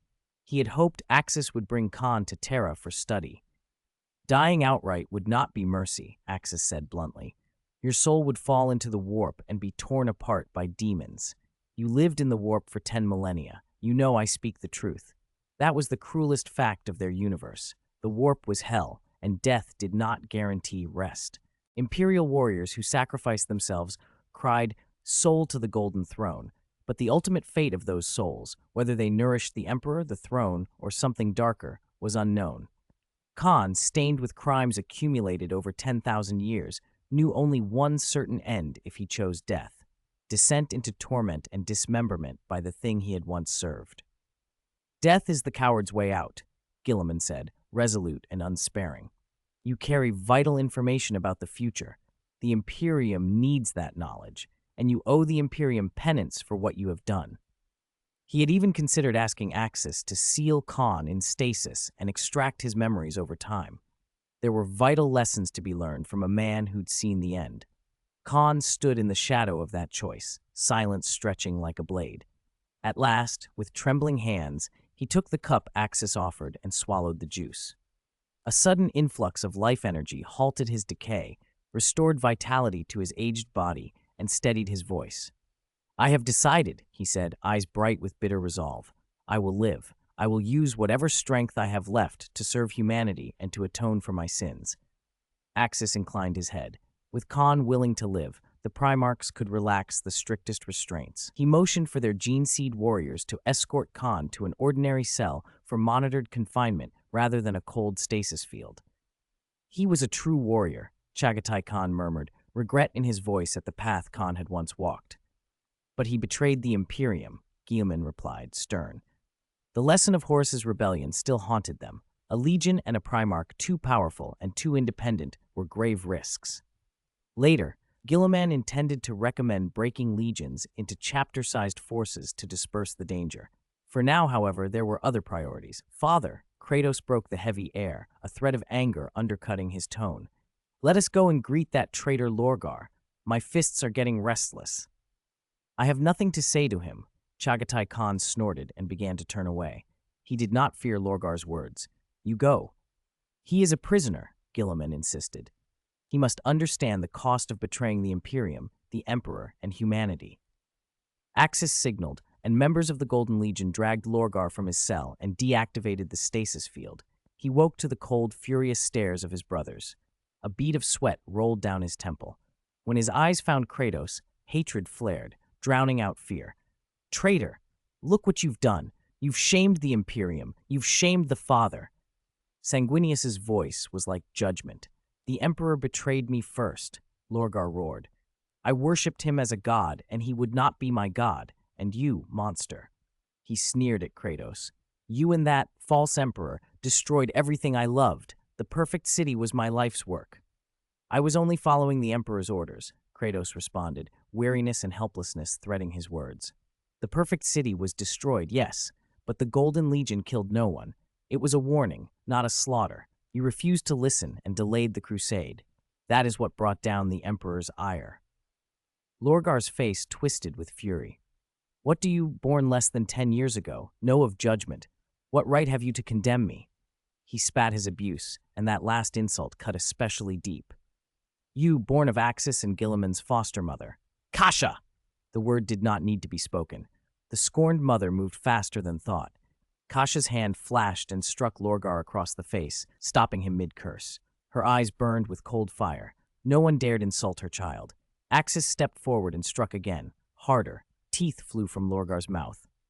My son is no bastard, Axis said, voice like steel. He is the blood of Kasha and me. It was only the trickery of the Chaos Gods that made his birth abnormal. Ms. Yudin carried him, but Kratos is of Kasha's and my blood. He is of the Emperor's purest line, far nobler than a traitor like you.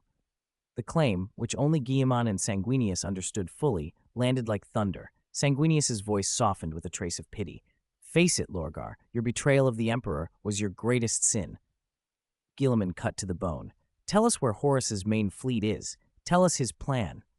Lorgar spat a mouthful of foam and sheer contempt. I don't know, he snarled. And if I did, I'd never tell you dogs of the false Emperor. He had come to Terra intending to sacrifice Axis's gene-seed offspring to the Chaos Gods and ascend to demonhood, but his plan had failed. He had no true loyalty to Horus. If anything, he coveted the War Master's place. Lorgar, this is your last chance, Guilliman said sharply. Tell us Horus's plan, and once we reach Terra, I may be able to plead for mercy on your behalf. Lorgar sneered. I don't want that hypocrite's forgiveness. He betrayed me. I did not betray him. Enough. Axis's voice cut through the chamber like a blade. We will get nothing more from him now. Our priority is to move to Holy Terra immediately. Disappointed and disgusted, the Primarchs sealed the struggling, hissing Lorgar back into stasis. The cell door closed, cutting off his curses, and the party turned toward the war yet to come. After the interrogation of Lorgar, Axis spent the next few days alone with his son, determined to deepen what passed for a father-son bond. Scion bonding, as Axis liked to say, involved lessons taught by the fist. They went to the training room aboard the Morning Star. In his baseline state, Axis simply laid into Kratos with bare knuckles. Fast, brutal, unrelenting. He called it his fists of love. Bang! Bang! Bang! Kratos could only try to parry. His vision blurred from the sheer speed and power of the strikes. He absorbed blow after blow with little more than passive resistance. Each punch carried force ordinary men could not survive. Axis combined speed, strength, and defense into something close to perfection. To fight him felt like hitting a moving mountain. Dad, can you go easy on me? Kratos managed, a swollen, round-cheeked face and a helpless look on him. He had come hoping for time alone with his father, a rare chance to bond. He'd even turned down his mother's company to train with Axis by himself.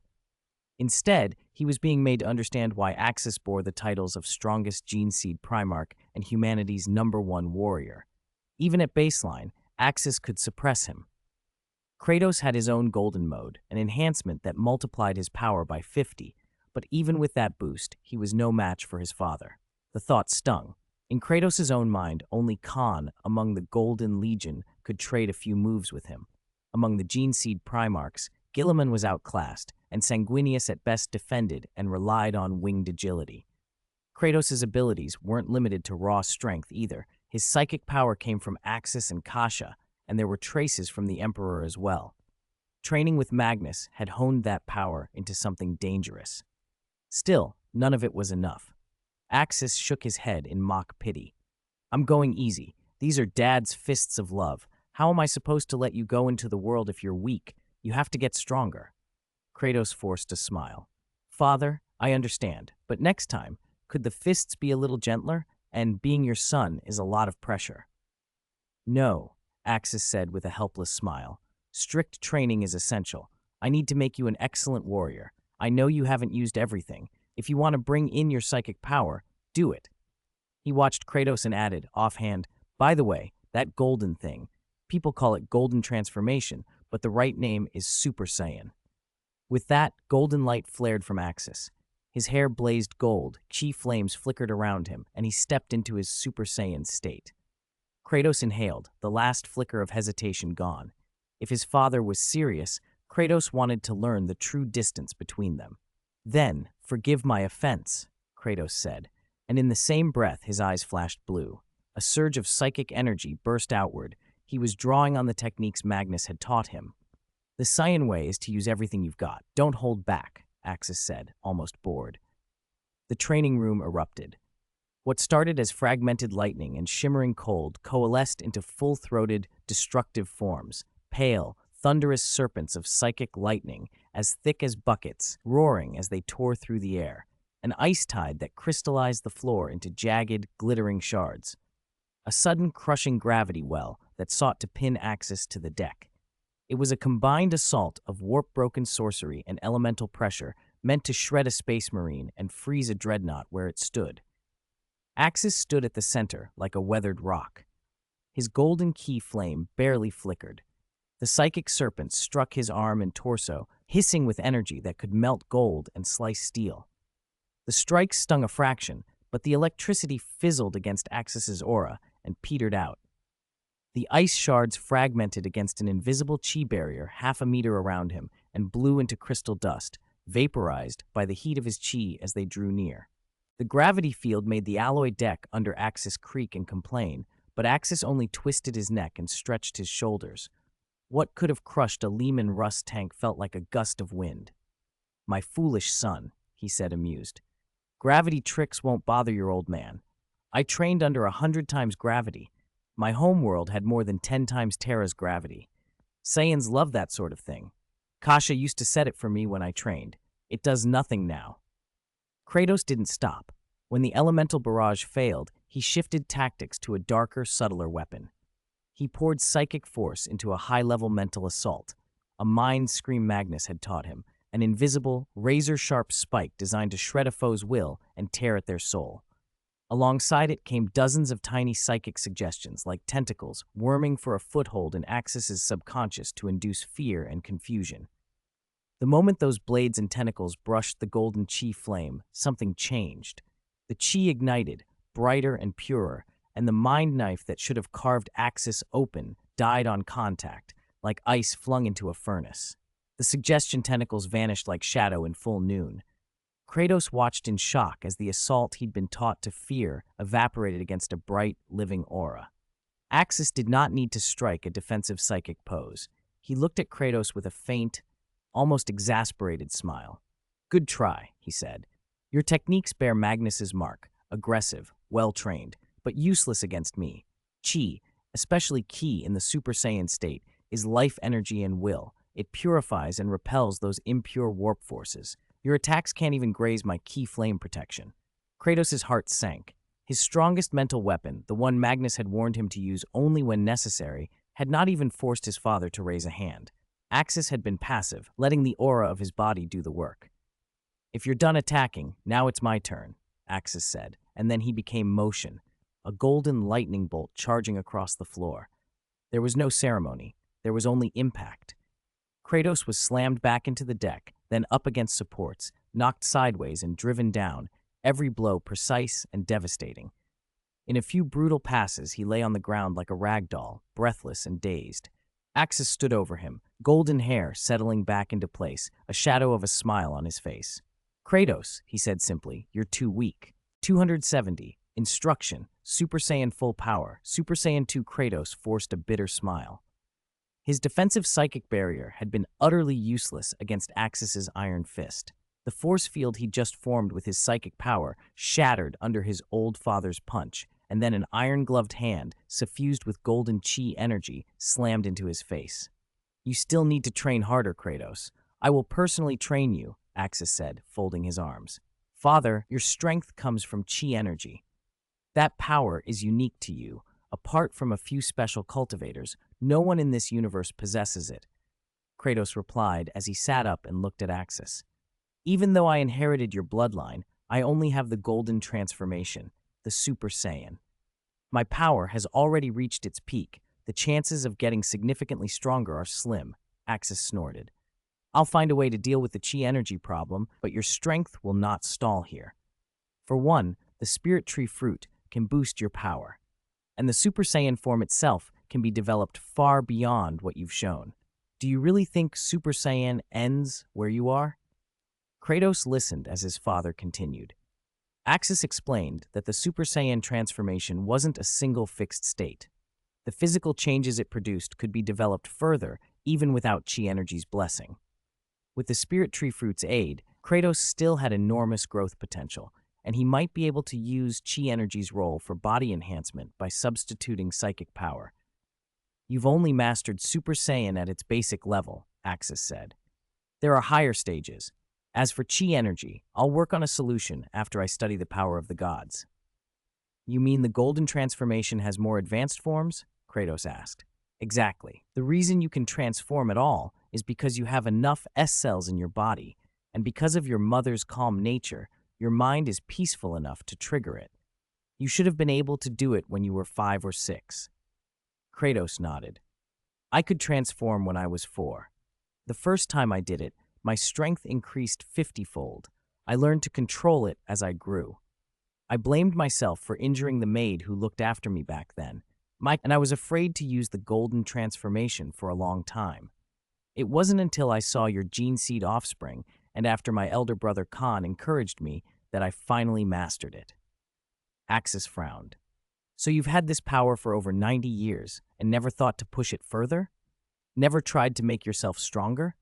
He said it with a measure of exasperation. Being half Saiyan and half Earthling had its downsides. Unlike pure Saiyans, hybrids rarely sought strength unless driven by crisis. They could be prodigies in combat, yet lazy about rigorous training. Among hybrids, only the likes of future Trunks and Gohan were relatively diligent. Goten and Kid Trunks were, by nature, salt-flat idlers. Even Gohan's ambition leaned towards scholarship more than war. Kratos gave Axis a small, rueful smile. Forgive me, father. During the Great Crusade, most opponents didn't force me to use the Golden Transformation. The Golden Legion swept them aside before I had to step in, and with a 50-fold boost, the Golden Transformation was more than enough. Then let me show you the true potential of a Super Saiyan, Axis said. First, there's a form that channels your ki into your muscles to harden and strengthen them. This is the second stage of Super Saiyan. He demonstrated a state Kratos had never seen Axis use in years. Muscles tense, power-focused. Kratos watched closely. He hadn't expected his father to possess that move. The third stage swells the muscles even further, Axis continued. But that form slows you down and can't be sustained for long, so it's rarely used. He briefly shifted into another variant, height unchanged, but muscle mass ballooned to a distinct, bulky Super Saiyan level. Father, doesn't this transformation require Chi energy? I don't have that, Kratos said, worried. Idiot, Axis replied. Chi energy is just life energy. Its effect on muscles can be replicated. You can use psychic power to mobilize the life energy within your body and stimulate your muscles. Axis had been a Super Saiyan for years. His understanding of the forms ran deep. Where Chi energy had once provided the stimulus, life energy, manipulated by psychic power, could stand in. Kratos' eyes brightened. So I could try to integrate psychic power into the transformation? That's a good idea, Axis said, nodding. My Chi energy and warp, my psychic power, repel each other, so I could never fuse them. You are different. Without Chi energy, perhaps your psychic power can cooperate with the Super Saiyan form. He paused, thinking. I'd considered it before, but I didn't need it. We will test and train this after our current tasks. We're heading to Holy Terra soon. A terrible war looms. I don't want anything to happen to you. I understand, Father.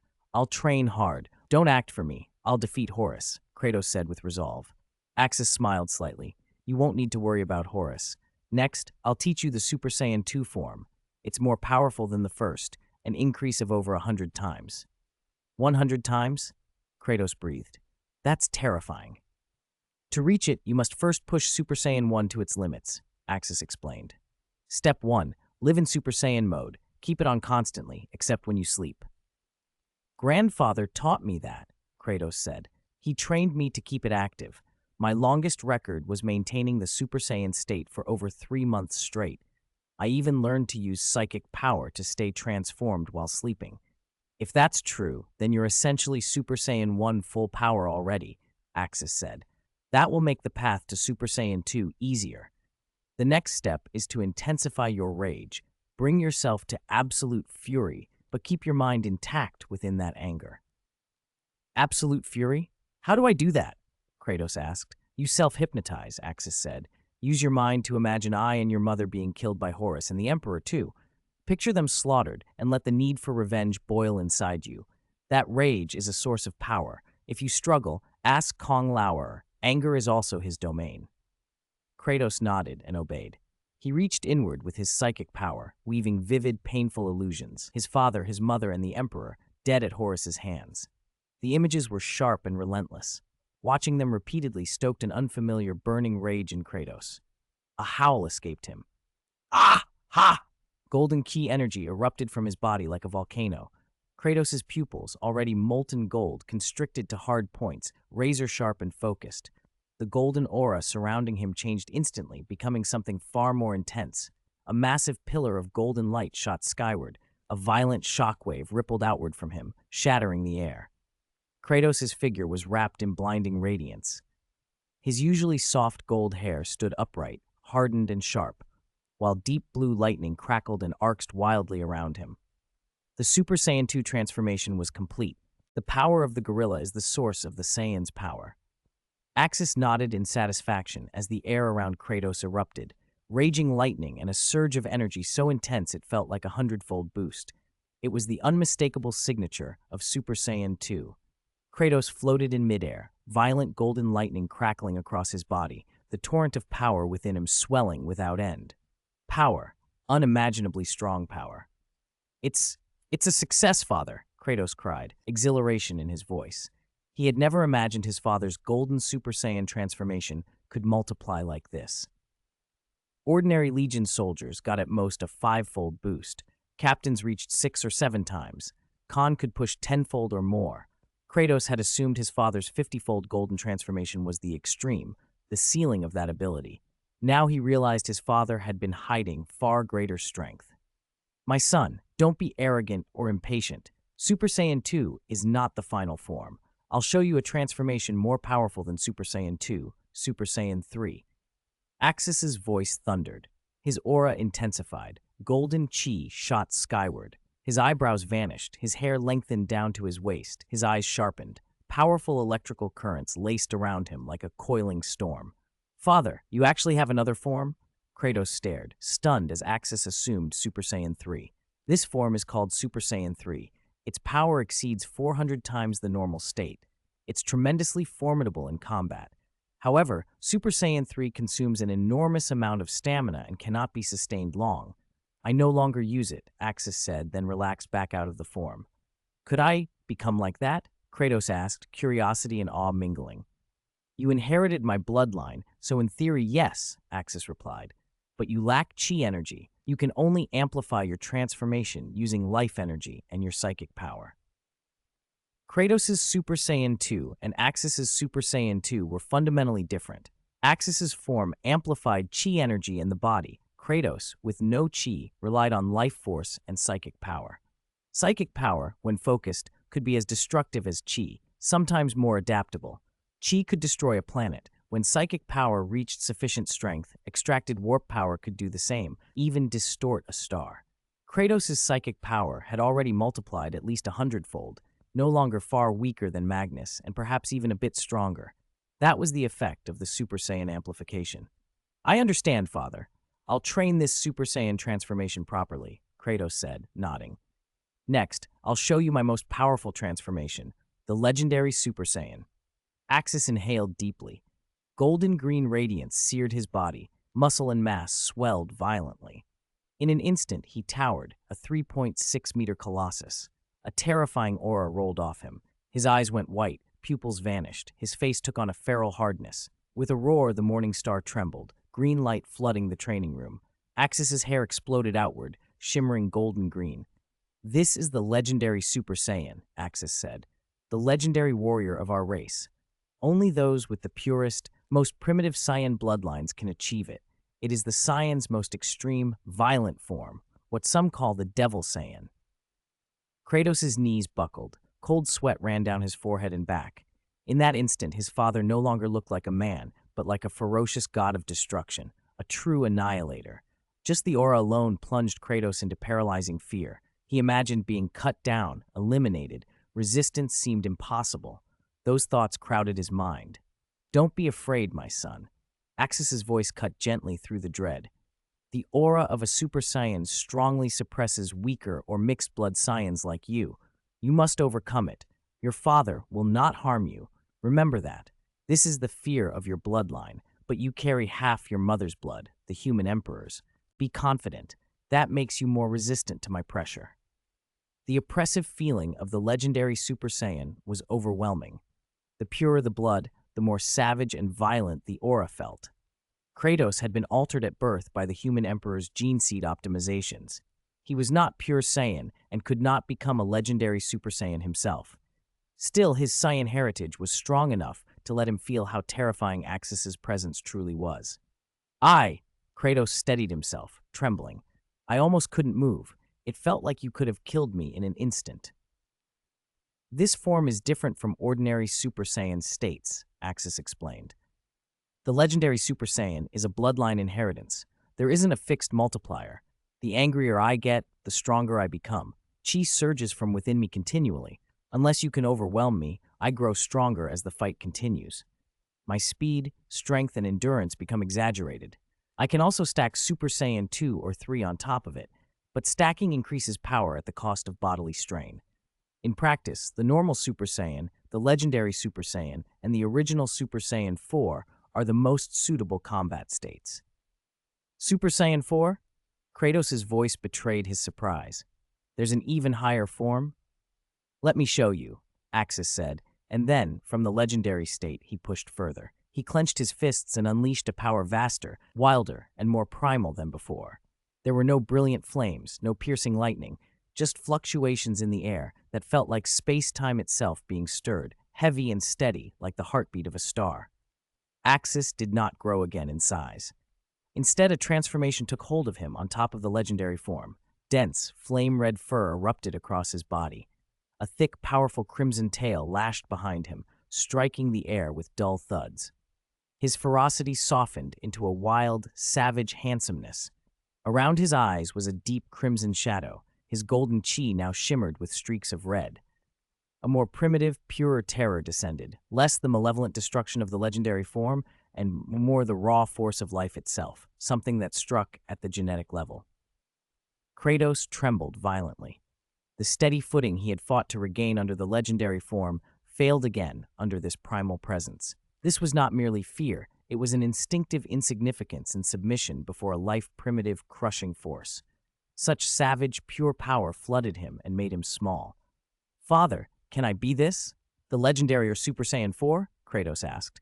"The legendary Super Saiyan is not for you," Axis said. "That state is reserved for those with the purest, most primitive bloodline. Super Saiyan 4, though, on paper, anyone with a tail can reach it." Axis glanced at the tail wrapped at Kratos' waist. Like his father, Kratos had been born with a tail, usually bound around his waist like a belt. He remembered what his grandfather had told him. The tail was the key to their bloodline, the original source of their race's power. In the earliest days of Axis's legion, gene seed offspring also had tails. For Saiyans, the tail unlocked great ape power. Kratos had never transformed into a great ape while on Nuceria. There was no moon there. It was only when he came to Holy Terra, saw the moon, and was with the human emperor that he transformed for the first time. Grandfather Micardo and others subdued him quickly afterward. "So you did transform into a great ape," Axis observed. "How did it feel? You should have kept your sanity." "The first time I lost all sanity," Kratos admitted. "After that, under Grandfather's supervision, I practiced. I can keep a little rationality now, but the great ape form only multiplies power about tenfold. It's far weaker than the golden transformation's 50-fold. So after I grew up, I stopped using it." Axis's voice hardened with admonishment. "You're mistaken. The tail is the source of Saiyan power because it connects to great ape power. The great ape's strength is the cornerstone of Saiyan might." He tapped the crimson fur that covered his chest. "My current form is the ultimate, perfect manifestation of the great ape. Super Saiyan 4 was the most primitive Saiyan form. In theory, mixed bloods shouldn't reach it, but Axis still believed in trying. Perhaps there would be unexpected gains. What do I need to do? Kratos asked. Transform into a great ape first, then. You're too early, Axis said. You are only just mastering Super Saiyan 2. Perfect that first. After you break into Super Saiyan 3, then begin to attempt Super Saiyan 4. It is entirely different from the previous forms. It requires the perfect blend of power, bloodline, wildness, and primitiveness. You don't have chi energy, you're relying on psychic power, so you must take it step by step. With the human emperor's blood and Saiyan power combined, Kratos still had immense potential. He understood, and he was ready. I understand, Father. Chapter 202, Devour the Chaos Planet and Strengthen the Soul Fruit. On a remote edge of the Ultramar 500 worlds in an unknown galaxy, Axis, accompanied by his wife Kasha and son Kratos, was overseeing the cultivation of spirit tree fruit. The colossal psychic tree had rooted itself into the planet's soil and was ravenously consuming every living thing. Axis continuously poured chi into the tree, allowing it to grow with violent vigor and drain the planet's life force even faster. Across the world, Chaos worshippers shrieked as they were impaled by the tree's branches, their flesh and souls siphoned away. It did not spare ordinary animals, plants, or the space demons spilling through warp rifts. Everything was absorbed. Months had passed since the father and son training session, and during that time, Axis had visited the 4 worlds arranged by Prime Minister Ma to plant spirit trees. Each of those planets had been home to traitor gene seed Primarchs, imperial worlds with no reason to remain. Axis spared none and planted the spirit tree fruit without hesitation. The first 3 planets were ordinary in concept, the 4th was not. This last world, at the very edge of Ultramar, had about 10 billion inhabitants and had once been conquered by Horus's Luna wolves. It served as a recruitment point for Horus's forces and lay close to Makraj on Axis's return route. When Axis's team arrived, they found the planet thoroughly corrupted by the warp. Almost every mortal had been tainted. Nurgle's plague-ridden followers crawled through the streets, Slaanesh's cultists reveled in debauchery and pain, Khorne's bloodthirsty warriors ran wild, and Tzeentch's schemers conjured sorcery. Flesh portals spewed forth one warp spawn after another, dragging space demons to the surface. Because of the toxic warp influence, cultivating a spirit tree there demanded special care. Axis had to prevent the seed from being infected by the chaos taint before planting, expending tremendous chi to keep it clean. As the tree grew, he had to constantly pour chi into it to purify the evil warp aura, converting that defiled energy into usable life force for the tree. He also had to ensure the space demons did not corrupt or devour the tree itself. During the operation, Axis discovered a Daemon Prince mid-ascension. He was in for ill luck. Kasha and Kratos plunged in and tore him down before the ritual finished. Incomplete, the Daemon Prince could not return to the warp. Axis completed the grueling task by pouring his chi into purifying the defiled aura. The work was exhausting. Only Axis, this legendary Super Saiyan, could withstand such sustained expenditure of chi. Even if warriors from the Dragon Ball world had arrived, Son Goku or Vegeta would have been drained utterly and still fallen short. The exceptional strain required rest and recovery, which slowed the planting of the 4 trees, but the results justified the cost. Under Axis's purifying chi, the corrupted warp energy was stripped of its malign influence, leaving behind a refined, primitive form of warp power, pure psychic power, untainted by the 4 gods. The spirit tree fruit that matured on that chaos-soaked planet was unlike any before. Bright red with a faint bluish-white glow, a sign of warp energy purified to perfection. After finishing the planting and cleansing the world, Axis, Kasha, and Kratos entered the tree hollow at the trunk's heart. Inside, the tree bore hundreds, 700 or 800, of the radiant fruits. Axis picked 4 of the most brilliant ones, handing one each to Kasha and Kratos and keeping one for himself. They bit into the fruit. The red pulp melted on their tongues and became a rich flood of life energy through their limbs. Simultaneously, a pure, unaligned warp energy was absorbed into their souls. Try it. The quality this time should be excellent. Our psychic power ought to advance, Axis said. Kratos grinned as he devoured his portion. No matter how many times I eat spirit tree fruit, it always tastes incredible. This one's even better than before. And seeing the whole planet swallowed by a single tree, it's awe-inspiring. Kasha opened her eyes, and the golden psychic power of the Emperor surged through her. A golden light flashed and lingered.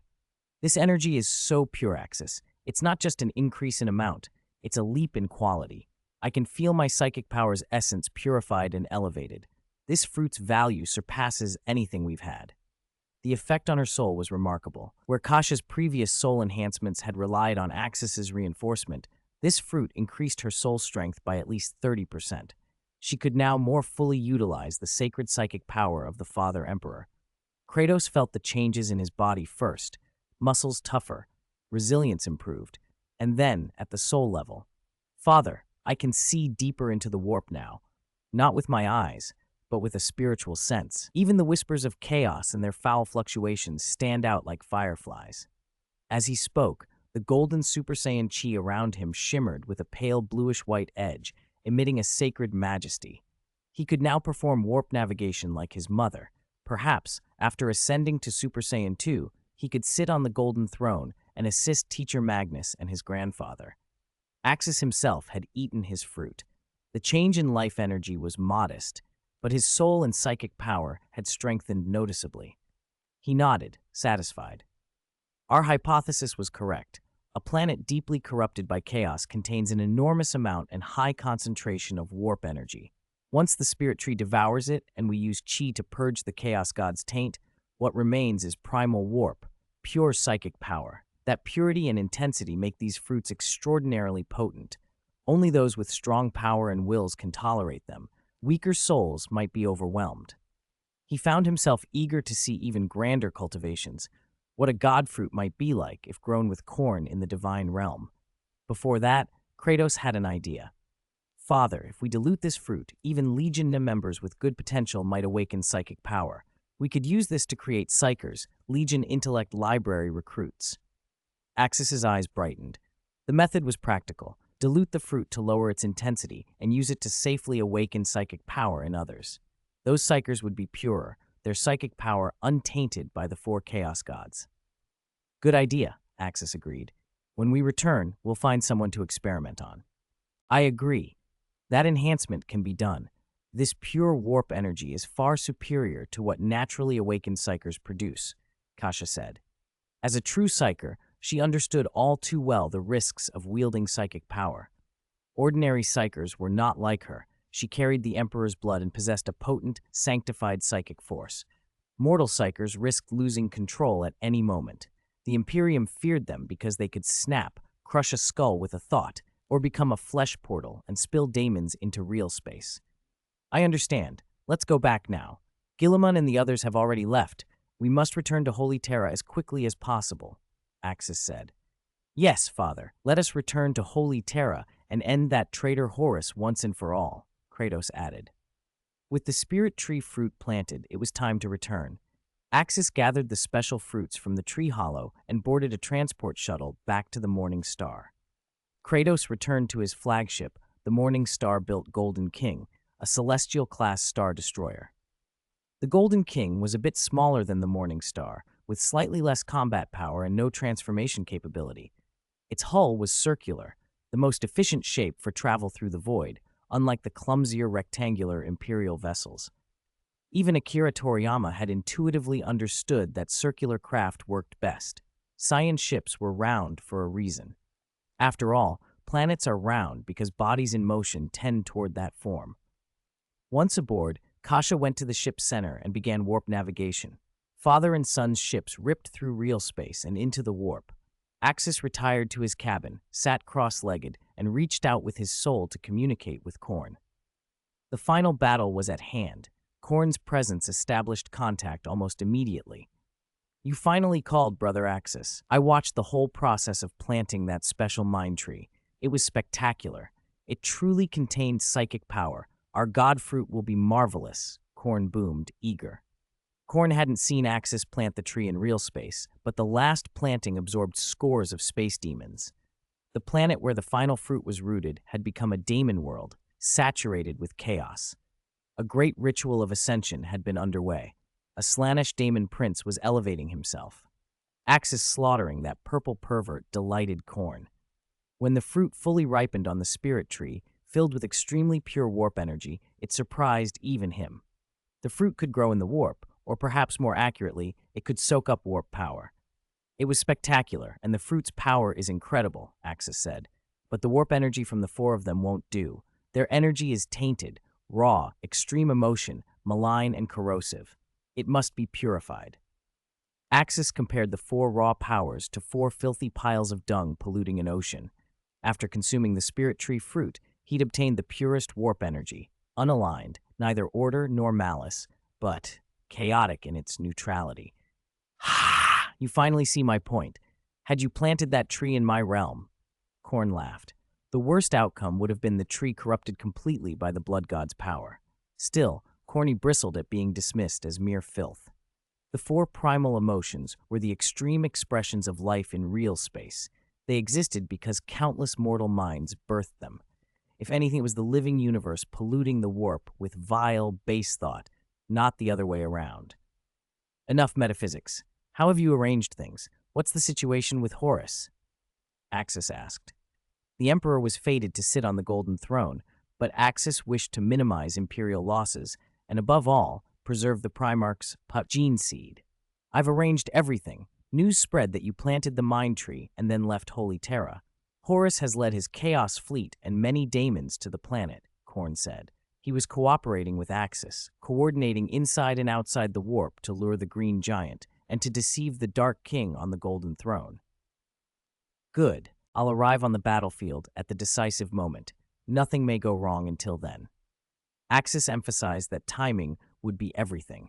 You cannot be everywhere, Brother Axis. When the Emperor and Horus duel, you must be in the warp. That will be your single opening. Let others handle Guilliman, Khorne advised. I thought of that. I'll send my son, Kratos. Please watch over him. If anything happens to my son, I'll be furious, Axis said. Don't worry. I'll be your inside man this time, Khorne promised, chest booming with confidence. Kratos was a fearsome warrior and could temporarily amplify his combat power 100-fold. To neutralize him, Horus would have to commit everything, and the four primal powers would need to aid him. Watching Khorne's self-satisfaction, Axis couldn't help but mutter, "Sometimes I really suspect you're Tzeentch in disguise." Khorne had the heart of a warrior, proud, violent, but he was also a god of chaos. "Ha! I'm a warrior, yes, but I'm also a chaos god. You didn't expect gods to be saints, did you? Cunning and deceit are part of our nature. If I weren't cunning, I wouldn't have survived. Tzeentch may be better at subtleties, but don't underestimate the oldest, most primordial chaos god." Axis outlined his plan. At the crucial moment, I'll enter the warp unnoticed and swap things out. No problem. Trust me to handle it. Khorne's grin thudded in Axis's mind. By the way, how did the laughing god react? Did you get him to agree? Yes, I'm about to discuss the details with him. For credibility, you must be present, otherwise he'll balk at this madness. You know how timid that one is. The laughing god, Segurak to the Eldari, the trickster of the webway, was one of the galaxy's three great schemers, along with Tzeentch and the Emperor. But among them he was the weakest and most skittish, hiding in the webway and never daring to face Slaanesh alone. If Axis had tried to recruit him alone, the laughing god would have thought him mad. He demanded an intermediary, someone to vouch for the plan, so Khorne would accompany them, hidden and masked so the Eldari wouldn't sense a demon's presence. All right, I'll hide my presence, Khorne agreed. He dulled his aura and clung to Axis's soul like a shadow. You hide well. I'll hold back. Soon, you'll enter the webway and give our Harlequin friend a big surprise. Axis smiled. Darling, he thought, I've brought a chaos god to call on you. Please open the door. After ending his conversation with Khorne, Axis contacted Cassandra. After a brief exchange, Cassandra took him aboard a small craft, and they cut out of the warp lane to the nearest webway portal. Joined by Eldari Harlequins, they threaded the labyrinthine passages toward the Black Library. Guided by the laughing, capering troop, Axis, bearing Khorne's concealed spirit, arrived at the Black Library. The laughing god greeted him personally, escorting him into his palace. Dear Mr. Axis, your power grows ever greater. Have you come seeking aid? The laughing god asked. I've come to introduce a friend, Axis said, smiling. He revealed the hidden presence, Khorne unfurling like a hidden dagger. Hello, Khorne announced. Oh! The Harlequin's laugh broke into a terrified scream when he saw Khorne. 274. The terrified laughing god, the surprised laughing god, the joining laughing god. The Chaos Gods had really shown up. It was terrifying. Absolutely terrifying. Why would they appear here? When Khorne's unmistakable mental projection, bearing that berserker sneer, suddenly manifested beside Mr. Axis, the laughing god Qiao Gaoqi emitted a shriek that utterly betrayed his divine composure, more like a wail than a laugh. The comical clown mask on his face twisted. His gaudy harlequin costume seemed soaked in an invisible dread, its colors dulled. He recoiled as if someone had stepped on his tail, knocking over a floating crystal chessboard behind him. The pieces clattered to the floor. Blue? Blood god? Khorne! Axis! Did you bring him here? Qiao Gaoqi's voice cracked, sharp with panic and fury. For a moment, the laughing god even feared the mortal he had favored. The one who had once stood a chance against the Chaos Four had already been corrupted. He had long observed Axis's berserker fighting style. It wasn't implausible that Axis had succumbed to Khorne. What a tragedy if the greatest mortal warrior he'd ever favored had failed to resist corruption. Qiao Gaoqi's slender fingers trembled as he pointed at Axis, then glanced at the red phantom of war. Light in the entire palace dimmed and flickered. The Eldar murals on the walls, formerly full of joyful scenes, seemed to freeze, their painted faces now twisted in terror. Relax, Harlequin. Khorne's voice rumbled like a muffled thunder in a forge, laced with mockery. His massive, eternally burning arms were folded. I'm not here to tear down your wretched library. Not today. Khorne's eyes, burning with endless battle lust, swept the psychic-laced surroundings with undisguised disdain. This Harlequin was getting more cowardly by the hour. Had Axis misjudged him? Could a creature like this truly help them? Mr. Qiao Gaoqi, please calm down. Things are not what you think, Axis said calmly, his tone a cool pool against the boiling tension. The laughing god's behavior embarrassed him. The first time they'd met, Qiao Gaoqi still had some divine bearing. Axis had actually respected him. But now, confronted by Khorne, his terror-stricken antics left Axis speechless. Axis himself had been dragged into the warp and faced the true consciousness of Slaanesh. He had not flinched. If he disagreed, he fought. After Kong Lauer arrived, Axis kept fighting. His right to stand beside Khorne as an ally had been earned by strength. Khorne is, well, my partner. We have a plan, Axis said. A plan that matters to you, to me, and even to him. Partner? With Khorne? Qiao Gaoqi's voice climbed. He darted like a frightened rabbit behind a massive pillar carved with ancient Eldar runes, peeking out with only the tip of his pointed hat showing. Axis, you're mad. Do you know who he is? He's chaos. He's destruction. He's eternal war. Cooperate with him? The next thing he does will be to tear you apart and turn this place into a sea of blood. You're not thinking straight, Qiao Gaoqi continued, incredulous. The Chaos Gods only corrupt. No one can bargain with them. Cooperate with chaos?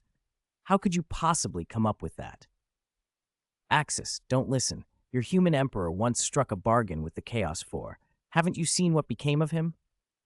Qiao Gaoqi tried to offer a warning by example. That ancient deal had brought the great heresy, after all. Don't be ridiculous. Do you know the whole story of that bargain?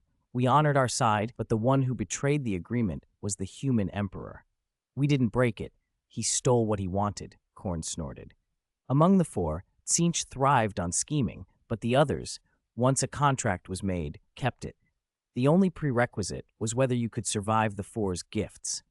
As for the emperor's bargain, Khorne insisted he had no trickery. He had genuinely offered help, and the emperor had run off with it. Calm down. Don't be a nuisance. At least hear our plan, Axis said, cutting off Khorne's intimidation at the right moment. He stepped forward and put himself between the raging phantom and the trembling, laughing god.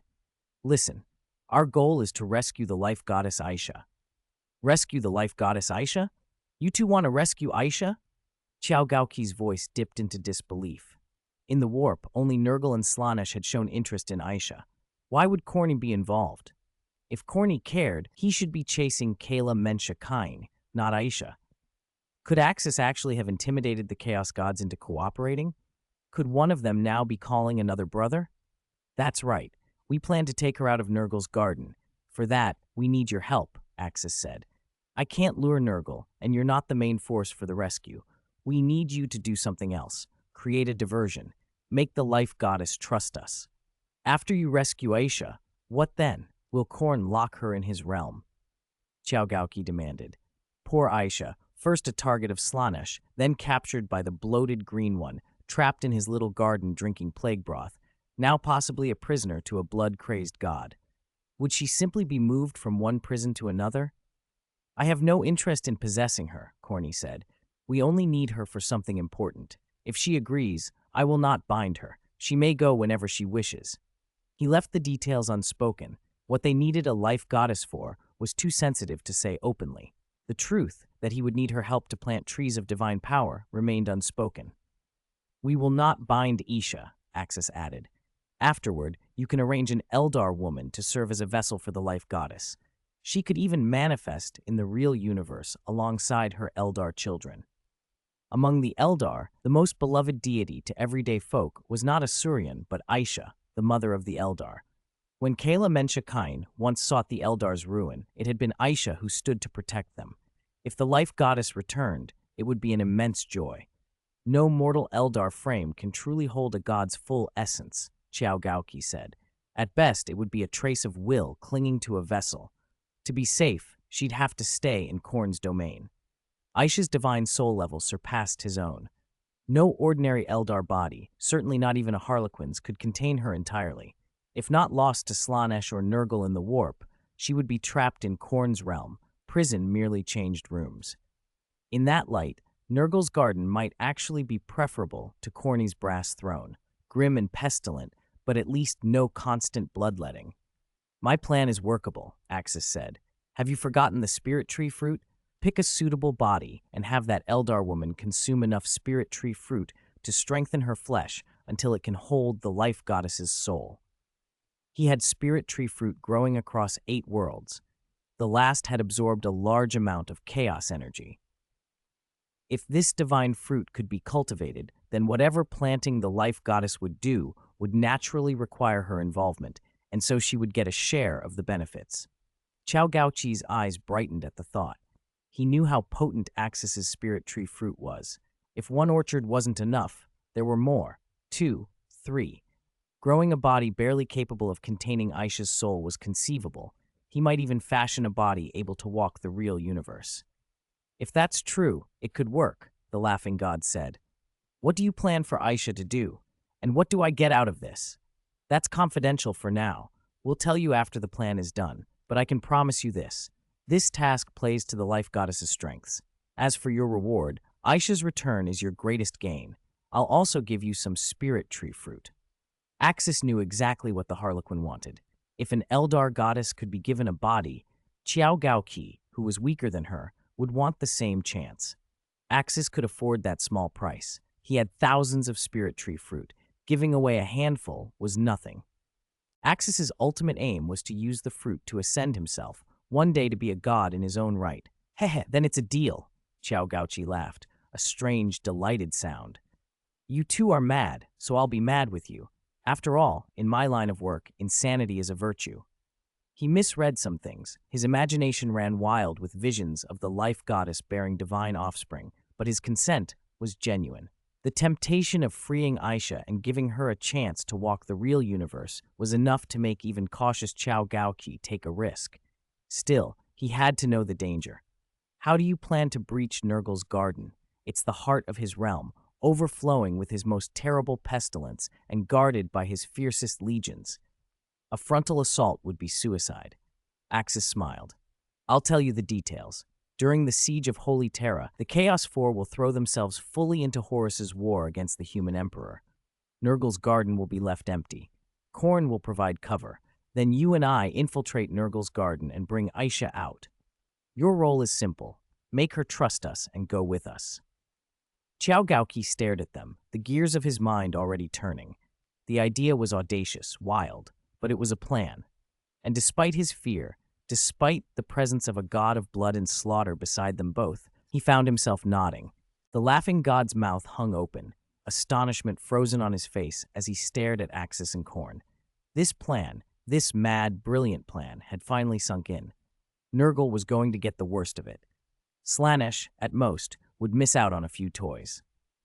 When the time comes, you must help Khorne and me persuade Aisha to accept a very special task, Axis said.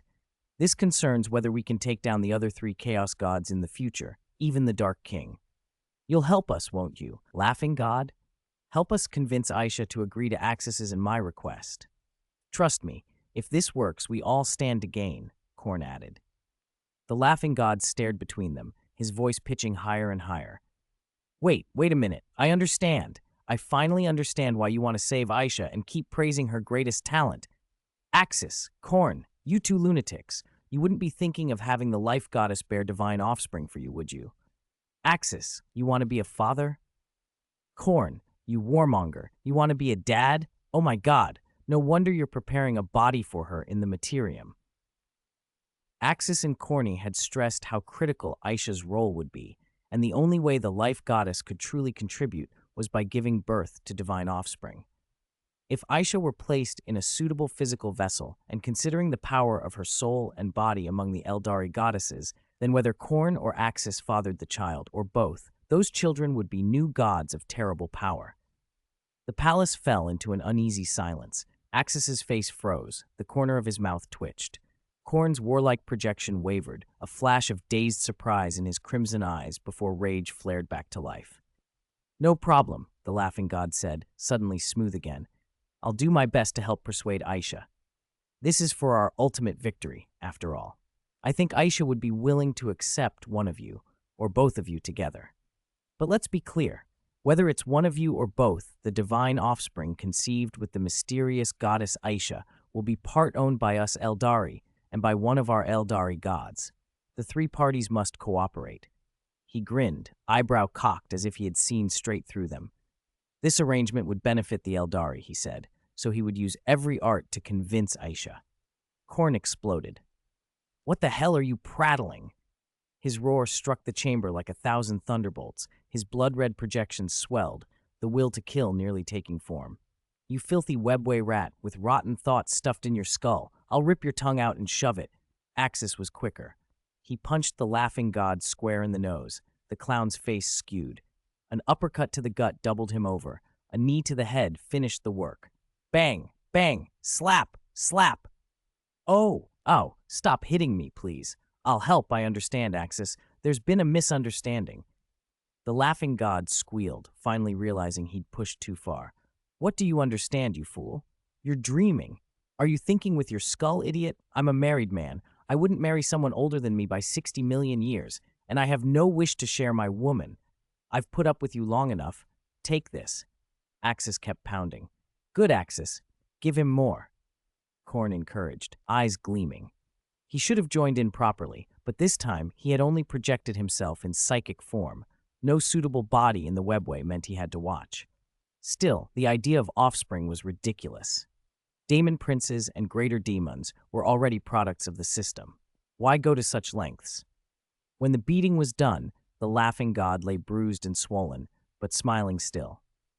Gentlemen, he said, rubbing himself theatrically, since we're partners, I should know the gist of this. Tell me what exactly you want Aisha to do. The least you can do is keep your ally informed. Axis had expected the probe. The clown couldn't help himself. But they needed him. Axis and Khorne exchanged glances and nodded.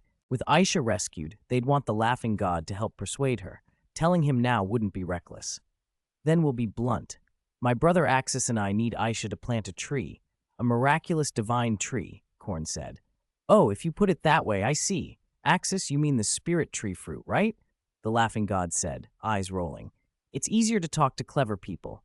You're timid but quick. Precisely, Axis said. We want to plant a mental tree, another world's marvel also called the Tree of God. Its fruits can only be eaten by gods. On ordinary worlds, they're called spirit tree fruits. In the divine realms, fruit of God. So that's it, the Laughing God said, starting to grin like a warped moon. You want to use her life energy to grow one of these god trees, and the field you've chosen is Khorne's realm. The plan was audacious and frighteningly practical. Axis's chi, Khorne's divine puissance, Aisha's life-giving power, and a tsunami of warp energy would yield fruits of unimaginable potency. No more questions?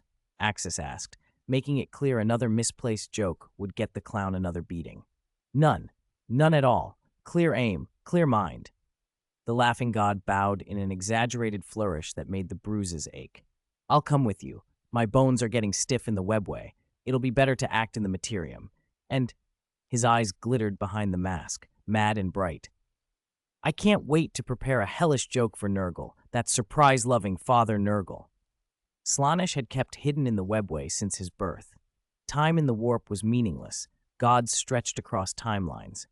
He had lurked here long enough. Now the laughing god showed the focus and cunning of one of the galaxy's master schemers, and he set about working out every fatal detail. A bold prison break plan aimed at Nurgle, the Lord of Decay, was hammered out in the Black Library by a mortal, the Blood God, and the Clown. Khorne grunted low, satisfied, his crimson gaze sweeping them. The plan is set. Brother Axis, keep an eye on our clown ally. Don't let him falter at the crucial moment or play too hard. Nurgle's garden is not a stage for antics. Don't worry, Lord Blood God, the laughing god said, thumping his chest as if he had not just been flattened. I'm a professional. You have half an hour to prepare. Then we leave, Axis said, and they departed the laughing god's chamber together. Mortal and chaos gods, planting trees and slaying gods, what a mad age, what mad allies. The laughing god muttered after them, then laughed. But I like it. Ha-ha, Mr. Nurgle, your big surprise package is on its way. He resumed his nervy, excited grin and trotted after them. The webway's gate reopened under his control. Axis, now with the most unpredictable ally he could have hoped for, the laughing god and his harlequin troop, stepped back toward the morning star. The operation took only a few days from planning to execution, and elsewhere, quietly and inexorably, the final battle on Holy Terra had already begun. 276 defective goods, millions of Chaos Space Marines. Before departing, Axis had told Kasha and the others that he intended to ask the Eldar clown troop for permission to use the webway to lead a large legion forward. So Kasha and Kratos, with 2 fleets, waited in a star system for Axis's return. Axis had not revealed the full truth about his relationship with the laughing god. Publicly, he claimed only a partnership with the clown troop, not the hidden patronage of the laughing god. Father, have you arranged it with the Eldar? Will they let us use the webway? Kratos asked, anxious. He had just sent a psychic signal to Holy Terra, and what he'd learned was grim. Horus's Chaos Army had already laid siege to Terra. St. Giles and Chagatai Khan's forces had been slowed by the Chaos advance. Only St. Giles, with his elite legion gene seed, had punched through the encirclement and was heading for Terra, while the others provided covering actions. The defense of Terra had already begun. If they tried to get there via the warp, their travel time might be slower than Guilliman's. They risked missing the battle. They had to find another route. The situation is urgent, but don't worry, Axis said. I negotiated with the clown troop. They agreed to let us lead our army into the webway toward Holy Terra. That's excellent, Father. In that case, we'll only need a few days to reach Terra, Kratos said. Axis's relations with the clown troop were indeed good. They had agreed to allow a force of hundreds of thousands to pass through the webway. Axis, the clown troop must have received a very valuable reward to agree to that, Kasha said. Otherwise, there's no way they'd let nearly 300,000 of our troops go through the webway. There was a price, Axis admitted. I'm giving them a portion of the spirit tree fruit we planted. That was the deal he had struck with the laughing god. Some spirit tree fruit in exchange for the clown troop's cooperation. That's acceptable. Are you giving them the defective spirit tree fruit? Kasha asked. While cultivating spirit tree fruit, Axis had experimented with planting spirit tree seeds harvested from the Warhammer universe on a planet. He found the trees only absorbed life energy from plants and animals within a localized radius, only a couple of 100 kilometers in every direction. Hundreds of trees could be planted on a single world without killing it outright. A single small psychic tree could grow several 100 meters tall and bear hundreds of fruits, but it would turn the immediate planting site into desert. With the Empire's current technology, such desert areas could be reclaimed. From those plantations, Axis had harvested tens of thousands of defective, small spirit tree fruits. Those fruits were far weaker than the genuine world-devouring spirit tree fruit. Their life energy return was little more than strong fruit juice. The benefit, however, was quantity. There were very many of them. I'll give them about 3,000 of the defective fruits and 100 of the genuine spirit tree fruits, Axis said. A webway operation on the scale we're planning deserves a price. Be careful with these Xenos, Axis, Kasha warned. The clown troop and the craft world Eldar are manageable, no direct conflict with humanity. But the Dark Eldar are another matter. If the clown troop shares the fruit with the craft world Eldar, that's one thing. If it reaches the Dark Eldar, it could be catastrophic. Those creatures are among the worst. They abduct and torture humans by the thousands. Mother's right. The Dark Eldar are the worst of them, Kratos added. You haven't seen what they do to our people. Don't worry, Axis said. I've told the clown troop plainly. If they dare give any of these fruits, or any future spirit tree fruits, to the Dark Eldar, they won't like the consequences. He wasn't bluffing. He had already discussed with the Laughing God the fate of the Dark Eldar. Their betrayal of Eldar gods and their embrace of Slaanesh marked them for eventual eradication. Good. Let's move. Terra can't wait, Kratos said. Axis nodded and ordered the fleet to depart. Led by the clown troop's ships, the Morning Star and the Golden King, two Celestial-class vessels, the force entered the webway and set course for Holy Terra. As they sped toward Terra, Khorne kept Axis updated in real time on the situation. Horus had already brought his forces into the solar system and was striking hard at the Imperial fists and 3 crippled legions deployed on the defensive belts of Jupiter, Uranus, and Neptune. Horus commanded huge numbers of troops and mortal auxiliaries.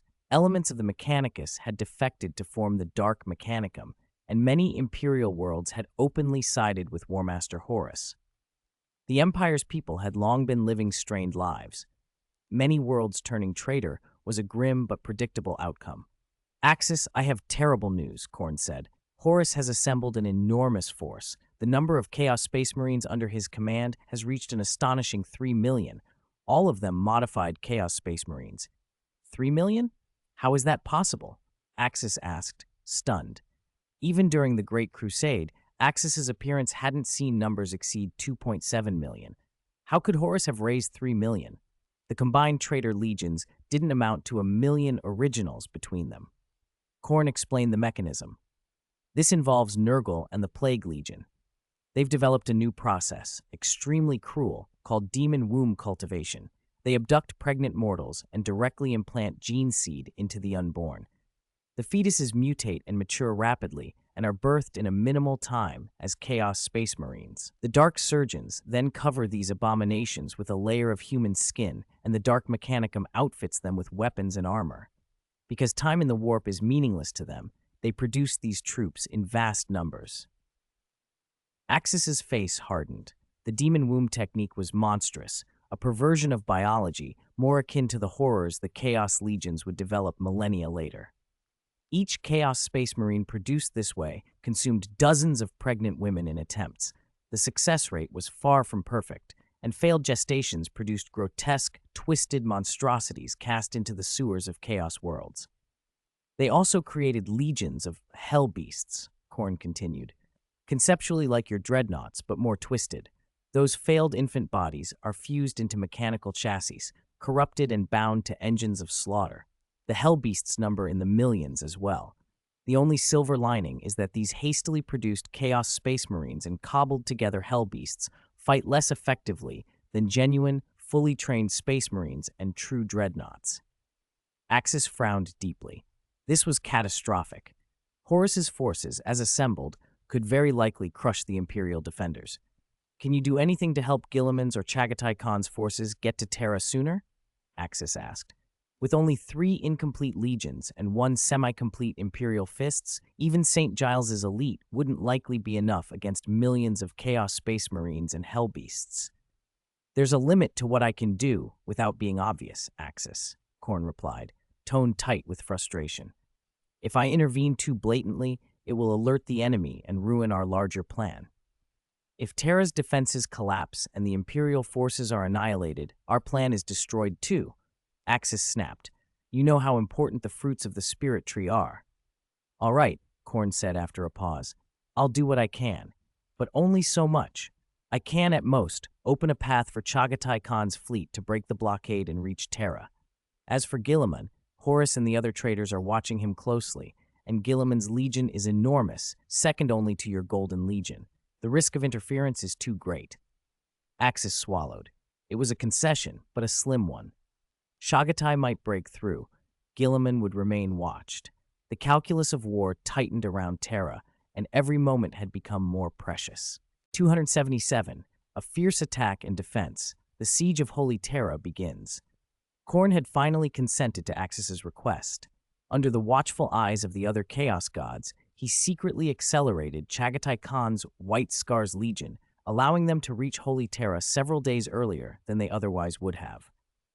"Are the other Gene Seed Primarchs all right?" Axis asked. The number of Space Marines lost mattered little. Even if an entire legion were wiped out, as long as a Primarch survived, the Gene Seed could rebuild a legion in a few decades. This was a war of attrition, and preserving Primarchs was crucial. "They're all fine. The final decisive battle is only days away. Both sides are gathering strength. There's one thing you should know. I will be throwing Angron into this battle. And I have bad news. Slaanesh has already blessed Fulgrim, elevating him to a Daemon Prince. His legion, the Emperor's children, are now Noise Marines." Khorne replied.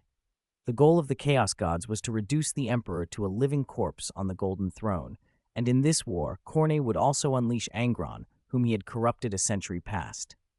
Slaanesh, meanwhile, had remade Fulgrim in the warp after Axis had destroyed his body. "I understand," Axis said. "All the Gene Seed Primarchs have been strengthened with Spirit Tree fruit by me. Angron is manageable. I replaced him entirely, so even if he becomes a great Daemon or a Daemon Prince, he won't gain that much more power. As for Fulgrim, send him to Sanguinius's side." Axis still had confidence. Every Gene Seed Primarch, even those who had turned traitor, had taken at least one Spirit Tree fruit from him. The only exception was Angron, whom Axis had replaced outright. Even with a warp ascent, Angron's strength wouldn't increase enough to be decisive. The ones Axis worried about were Fulgrim, now ascended, and above all Sanguinius, the Archangel, strengthened by his unique cultivator offspring and chi, remained the only one who could truly match Fulgrim. "Ha! Your confidence is amusing. I will give you a little covert help," Khorne said. "I'll speak no more now. The others might notice. Once we reach Holy Terra, we begin." He cut the link and immersed himself completely in the slaughter. After Khorne disconnected, Axis sighed. The situation on Holy Terra was now a matter of life and death.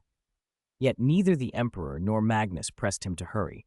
No urgent messages, no questions about his arrival time. Axis understood. The Emperor had arranged it this way. He could not take direct part in this battle without risking the Dark King's annihilation of humanity, and to stop that he would have to oppose Axis. That protection left Axis feeling helpless, but he accepted it. In the webway, their speed was already at maximum. In a few days, Axis would be at Holy Terra. He used the time to ready himself for what was coming. The Chaos Gods had gone all in, giving Horus almost every advantage to launch the Great Heresy, an uprising second only to the Iron Men Rebellion in its scale. "Attack, my warriors, my children!" Horus cried, clad in black power armor. "For the future of humanity, for our new Imperium, tear down the rule of the false Emperor." Once again, he ordered the final general assault. He intended to take Holy Terra in one stroke, to kill the Emperor, and in doing so seize the Dark King's legendary power. Power the Chaos Gods had told Horus he would host, a lie crafted to deceive him. For the War Master, for the new Lord of Mankind, charge! The Chaos Space Marines, seemingly endless in number, launched the final push. The whole system boiled with war.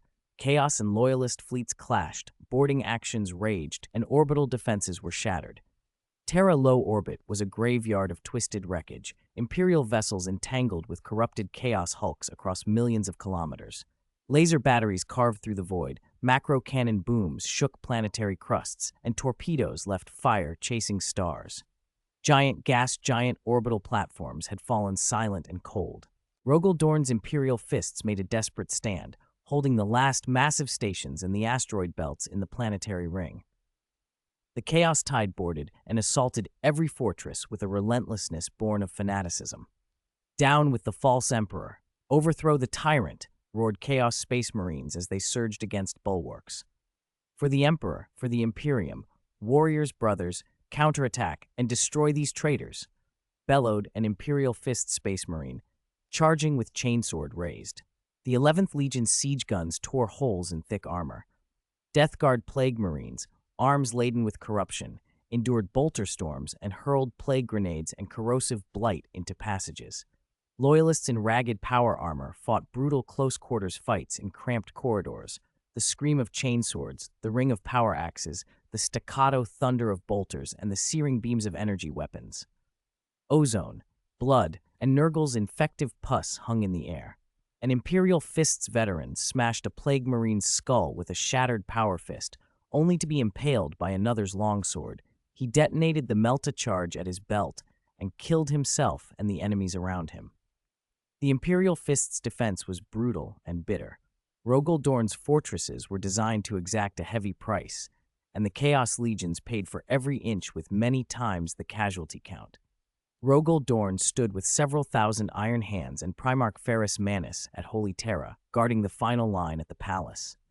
Above the Uranus-Neptune perimeter, the Loyalist fleets were cut off and fighting isolated actions, while Dark Mechanicum vessels lashed out with virus beams and warp-tainted bombs, harvesting life without mercy.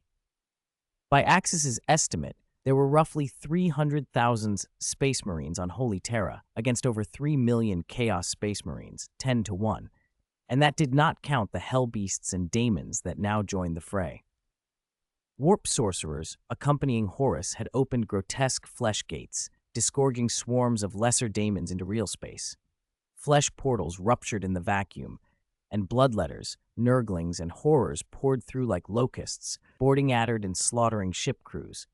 The entire defense of Holy Terra teetered on collapse. Then a spatial gate opened. Chagatai Khan and the White Scars surged into the system. Warriors, for the Imperium, for humanity, destroy these traitors, Khan shouted, raising his chainsword. For the Khan, cried his riders as they charged. Many White Scars who had once contemplated siding with Horus were the first into the fight, and what they saw of chaos made them recoil. The abominations and the perversions of war filled them with regret. Chaos might have exposed the Imperium's rot, but it was a more abhorrent horror. Chagatai's motorized detachment struck from the debris like lightning, using speed and terrain to harass Chaos vessels trying to bypass the main line. Lightning raids, hit-and-run strikes, and surgical attacks harassed the enemy relentlessly. Reinforcements have arrived, the Salamanders reported, spotting the White Scarson's fleet. The Raven Guard, still providing roving battlefield support, relayed the news back. Every Loyalist bastion felt the lift. Horus's face darkened. Why has Chagatai Khan appeared? You promised no reinforcements would reach Holy Terra. He snapped into the subtle channels that linked him to the Chaos Gods. The sudden arrival threatened his greatest fears. Guilliman's Ultramarines, Axis's Golden Legion, or Axis's own sun might yet break through at a critical hour and undo hours of planning. We ensured Guilliman could not reach Holy Terra, and we wove a warp barrier to trap this world in the same day forever, Tzeentch replied. Is one White Scar's Legion such a problem? Khorne said contemptuously. You have over 3 million Chaos Space Marines. Do not fret over 100,000 cannon fodder. It must be finished quickly, Horus growled. Those two I care most about must not reach Terra. He wanted victory within 3 days. Slanesh, speaking with a silky certainty, admitted their limits. Axis used the webway, not the warp, and could not be blocked directly. He will arrive in 3 or 4 days at most, she said. Then I will end this within 3 days. I will finish the Emperor myself, Horus vowed, and the Chaos Hordes redoubled their savagery. They hurled hell beasts, bred in twisted factories, and deployed daemon wombs that spat forth endless lesser fiends. The assault became a frenzy. Chagatai Khan's arrivals and Khorne's clandestine aid were but a drop against the tide. The White Scar's 100,000 were a welcome reinforcement, yet Horus's forces, countless spawned from daemon machinery and hellbeast factories, were a locust plague. The reinforced defense held only a little longer. Hellbeast drop pods smashed into asteroid surfaces and worlds alike. The mechanical monsters stomped across fortifications, breathers belching fire, corrosive cannons dissolving trenches and flesh. Chagotay's scimitar was smeared with daemon oil and mutation blood. Ferrus Manus's hammer shattered many beasts and marines alike. Vulcan, Korax, and others fought with exhausted fury, yet the enemy's numbers only seemed to multiply. Cut off, the 4 gene-seed Primarchs on the field had no choice but to fall back to the Imperial Palace to rendezvous with Rogel Dorn. Only Sanguinius remained aloft on the battlefront, an angelic terror in the sky, slashing daemons and destroying landing craft with blade and flight. On the surface of Terra, the war was apocalyptic. Orbital bombardment, torn debris rained like meteor showers, cities went up in uncontrolled conflagrations, and the fragile planet-wide defenses of mortal troops were shredded by hellbeasts and chaos assault. These machines or abominations crushed temporary bulwarks, immolated trenches with flamethrowers, and slaughtered approaching ranks with onboard rotating turrets. Rebel militias and fanatical auxiliaries swarmed into the fighting. Their zealotry made them as deadly to friend and foe alike. The entire system had become a grinding meat mill. Holy Terra itself remained the Imperium's last loyal bastion, an island in a storm of corrupted war. Wave after wave of chaos smashed against it. At the Imperial Palace front line, Rogel Dorn personally commanded from the outermost perimeter, at the foothills of the Himalayas, the final shield protecting the palace's core. Rogel Dorn stands like a rock at the command node, his voice booming through the comms channels that bind the entire fortress cluster. The message spreads to every defender like a hammer blow. Warriors of the Imperium, my gene-seed offspring, now is the darkest hour for the Imperium. Fight bravely and drive out these damned traitors. The Imperium stands at a point of life and death. We fight for humanity, for the Emperor. Hold fast, warriors of the Imperium. Reinforcements will arrive. The 12th Gene-Seed Primarch Axis, the 13th Gene-Seed Primarch Robert Guilliman, and War Master Kratos, leading the forces from the Imperium's left flank, are on their way. The Ultramarines, the Golden Legion, and the Sons of Axis will reach the field. We will turn the tide and win this day. Dorn blasts the promise across every full-spectrum channel, trying to lift morale and keep the loyal legions fighting. The Space Marines offer no words in reply, only the cold, practiced motion of weapons rising and firing. The mortal soldiery shout and rally. For them, the promise of reinforcements is something to cling to. Hold a little longer. Hold until help arrives. But in the Imperial Palace Command Center, Dorn's face is ashen. His resolute bearing cannot hide how grave the situation is. The assault is ferocious beyond measure. Chaos Space Marines, Hellbrutes, and unending hordes of demonic creatures batter the defenses. Their numbers are overwhelming.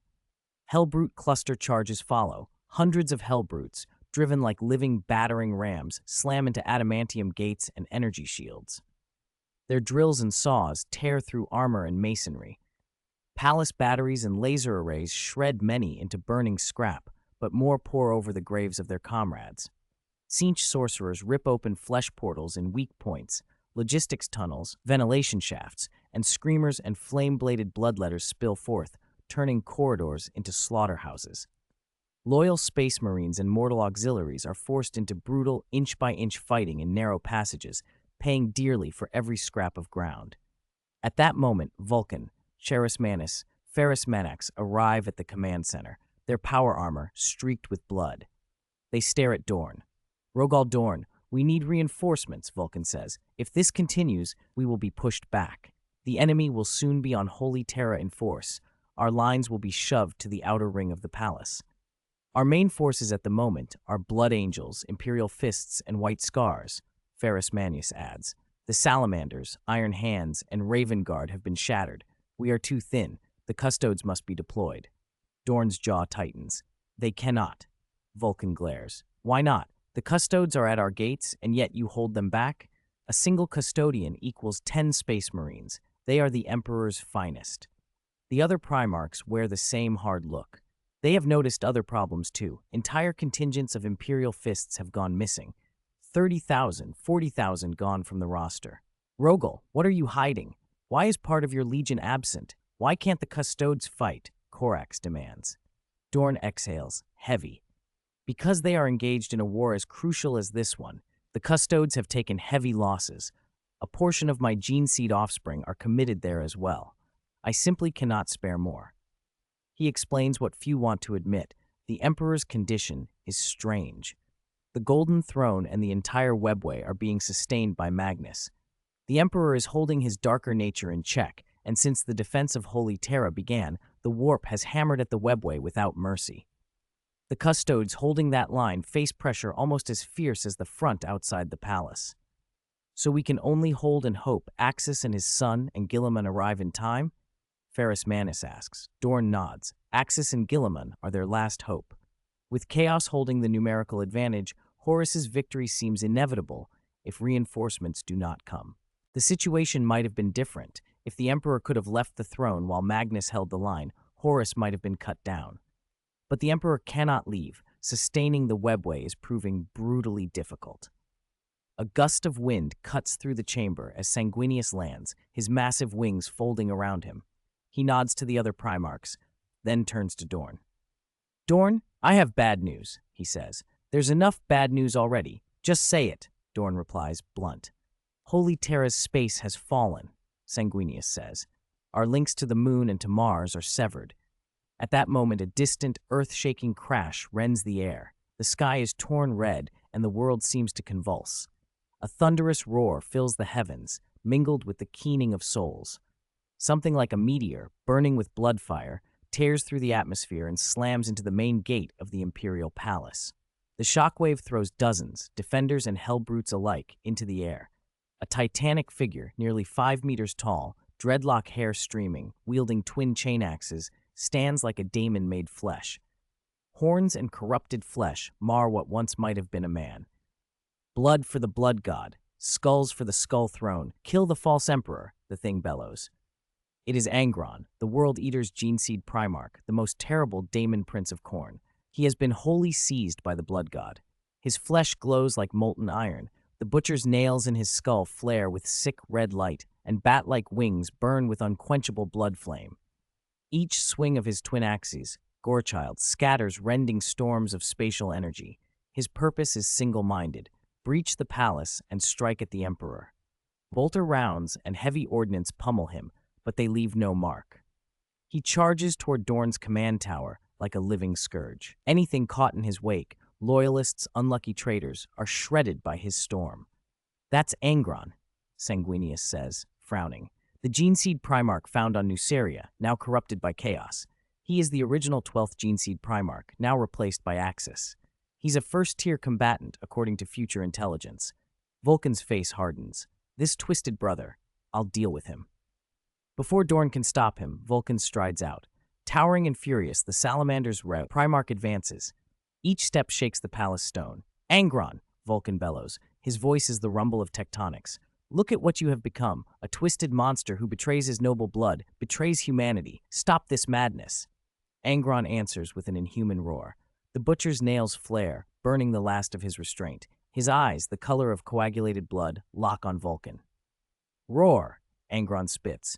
There was no allegiance to betray, nor did I think my blood noble. Abandoning his charge on the command tower, Angron wheels toward Vulcan, his wings unfurling and the blood fire trailing like a comet's tail. He hurtles forward with catastrophic speed. Gorechild's teeth whine and spin, shredding the air into a hail of gore and ozone. Vulcan does not flinch. His great form moves with a speed that belies his mass. He grips his two-handed power hammer, the bringer of dawn, a weapon tuned to smash and sunder. Its head bears ram spikes and runic arrays, which now glow molten orange, fed by Vulcan's psychic fury. The impact is monstrous. Hammer meets twin axe, steel screams, energy and bloodstorm collide. The clash is raw and brutal, pure disciplined strength against savage, corrupted rage, echoing across the palace as a judgment that neither side will yield. The impact point of their weapons exploded with a thunderous roar, as if 2 asteroids had collided. A visible shockwave rolled outward in a widening ring, sending everything within dozens of meters: rock fragments, twisted metal, and unlucky soldiers, whether friend or foe, torn apart and hurled through the air. The solid ground of the Imperial Palace cracked in a spiderweb pattern around the strike, fissures plunging meters deep. The 2 giants staggered back a dozen paces, and the very earth beneath Vulcan's feet crumbled with a rumble. He sank, knees bending, bracing against the mountain-shaking force of Angron's blow, the stone underfoot crushed to powder.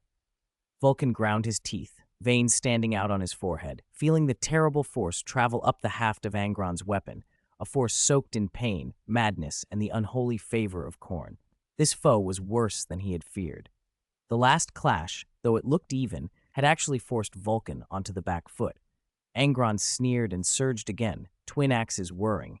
His assault was a living storm. Vulcan met him blow for blow. A chain axe screamed through the air toward Vulcan's midsection as Angron lunged, and at the same moment a fanged maw opened, spewing a sulphurous, blood-stinking chaos breath. Vulcan roared, and with a twist of his wrist, the heavy bringer of dawn spun in a precise arc to parry. The hammer haft caught the sweeping chain axe. Metal screamed against metal, the high-speed teeth of the chain axe grinding along the hammer haft in a grating chorus. The chaos breath whistled past Vulcan's helm and dissolved a statue behind him into bubbling, oozing slime. "Angron, I will end you here. I will purify you," Vulcan shouted through the gap in his defense.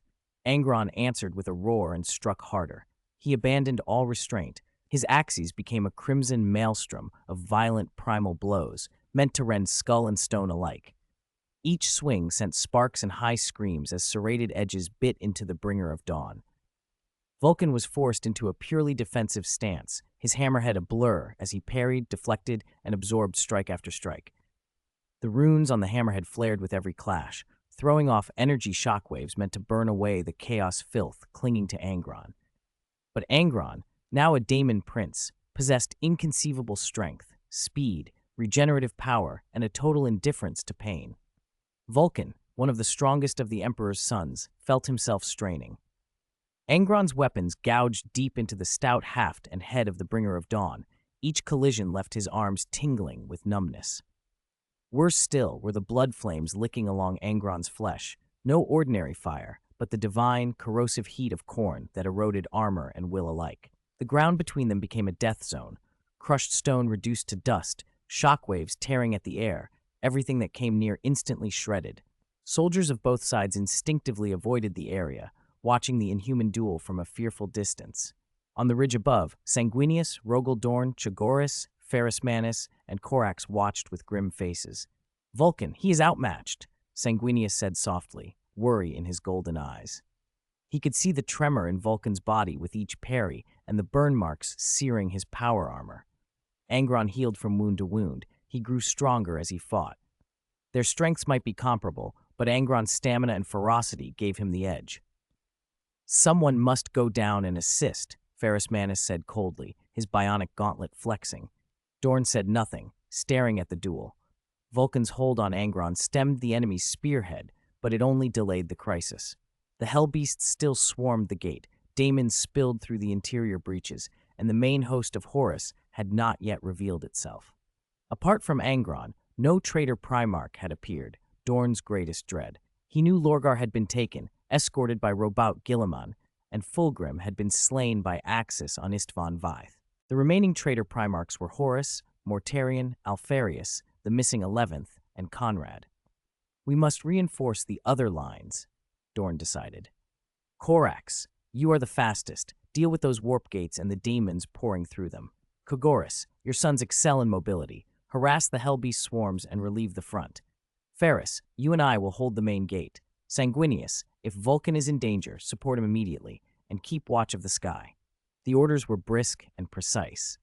Sanguinius nodded, his white wings spreading slightly, the spear of Telesto poised.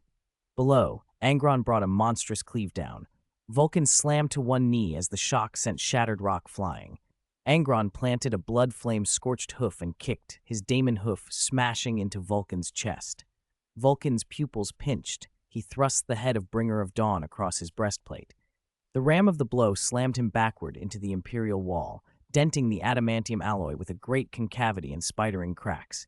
He spat a mouthful of golden-tinged blood. A burning hoofprint scorched his cuirass. "Vulcan!" Sanguinius cried and dove, wings ablur. Angron roared and raised his axes to finish the fallen lord. In that instant, Vulcan's eyes hardened, not without a counter. He struck a hidden rune on his chestplate. The runes on Bringer of Dawn flared to a blinding intensity.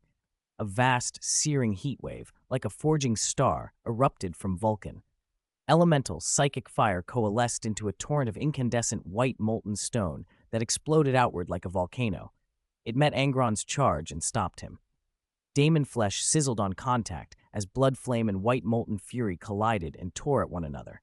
Angron howled in equal parts pain and fury, his bulk thrown back, plowing deep troughs into the earth. Vulcan wrenched himself free from the dent in the wall, leaning on his hammer and gasping. His armor was ravaged, his chest a well of pain, but his eyes still burned. Angron shook himself, madness in his bloodshot glare flaring anew. The blood flame surged higher. The red glare of the butcher's nails was blinding. He raised his axes once more for an even more savage assault. At that moment, Sanguinius streaked down like living sunlight and arrived before Vulcan, wings outstretched, ready to stand shoulder to shoulder with his brother. But a new, different terror fell across the field, an aura of exquisite decadence and malice. A tall, purple daemon strode into the ring of battle. Once the Lord of the Phoenix, Fulgrim, Primarch of the Emperor's children, he now wore a wholly other shape. His flesh shone with a pearlescent violet. He was draped in ornate, living armor that writhed with unnatural beauty. His face retained a breathtaking handsomeness, but his eyes burned with a cold, inhuman purple fire, and a cruel, seductive smile parted his lips. Huge bat-like wings unfurled from his back. "Heh, my dear Sanguinius," Fulgrim purred. "My master bids me escort you to his pleasure palace. I am to enjoy you thoroughly." Sullen grin, he is changed, Sanguinius frowned. "Fulgrim, weren't you killed by Axis?" "Killed me?" Fulgrim laughed, a tinkling, dangerous sound. "Axis may have destroyed my body and the demon that possessed it, but he did not end me. I have been reborn. 280, Blood Ancestor Sanguinius, the morning star arrives. My master gave me new life. I am stronger now, more, beautiful. I am pleasure, I am pain, I am eternal transformation." Fulgrim spread the massive wings of his daemon form and laughed, manic and bright. In an instant, he was a streak of purple lightning, charging at Sanguinius. The blasphemous daemon blade, Lair traced a deadly arc aimed straight for the Archangel's heart. Sanguinius snorted. Spear in one hand, sword in the other, he met Fulgrim without a trace of fear. The Archangel and the Daemon Prince rose and fell in the sky, white and purple lights clashing until they became twin points of searing brilliance. But this Sanguinius was not the one from the original timeline. He was far stronger. When Axis had met with Sanguinius, Guilliman, and the others, he had given Sanguinius 4 fully grown spirit tree fruits. Sanguinius had consumed them all. The Archangel's life force surged to an intensity the physical universe strained to contain.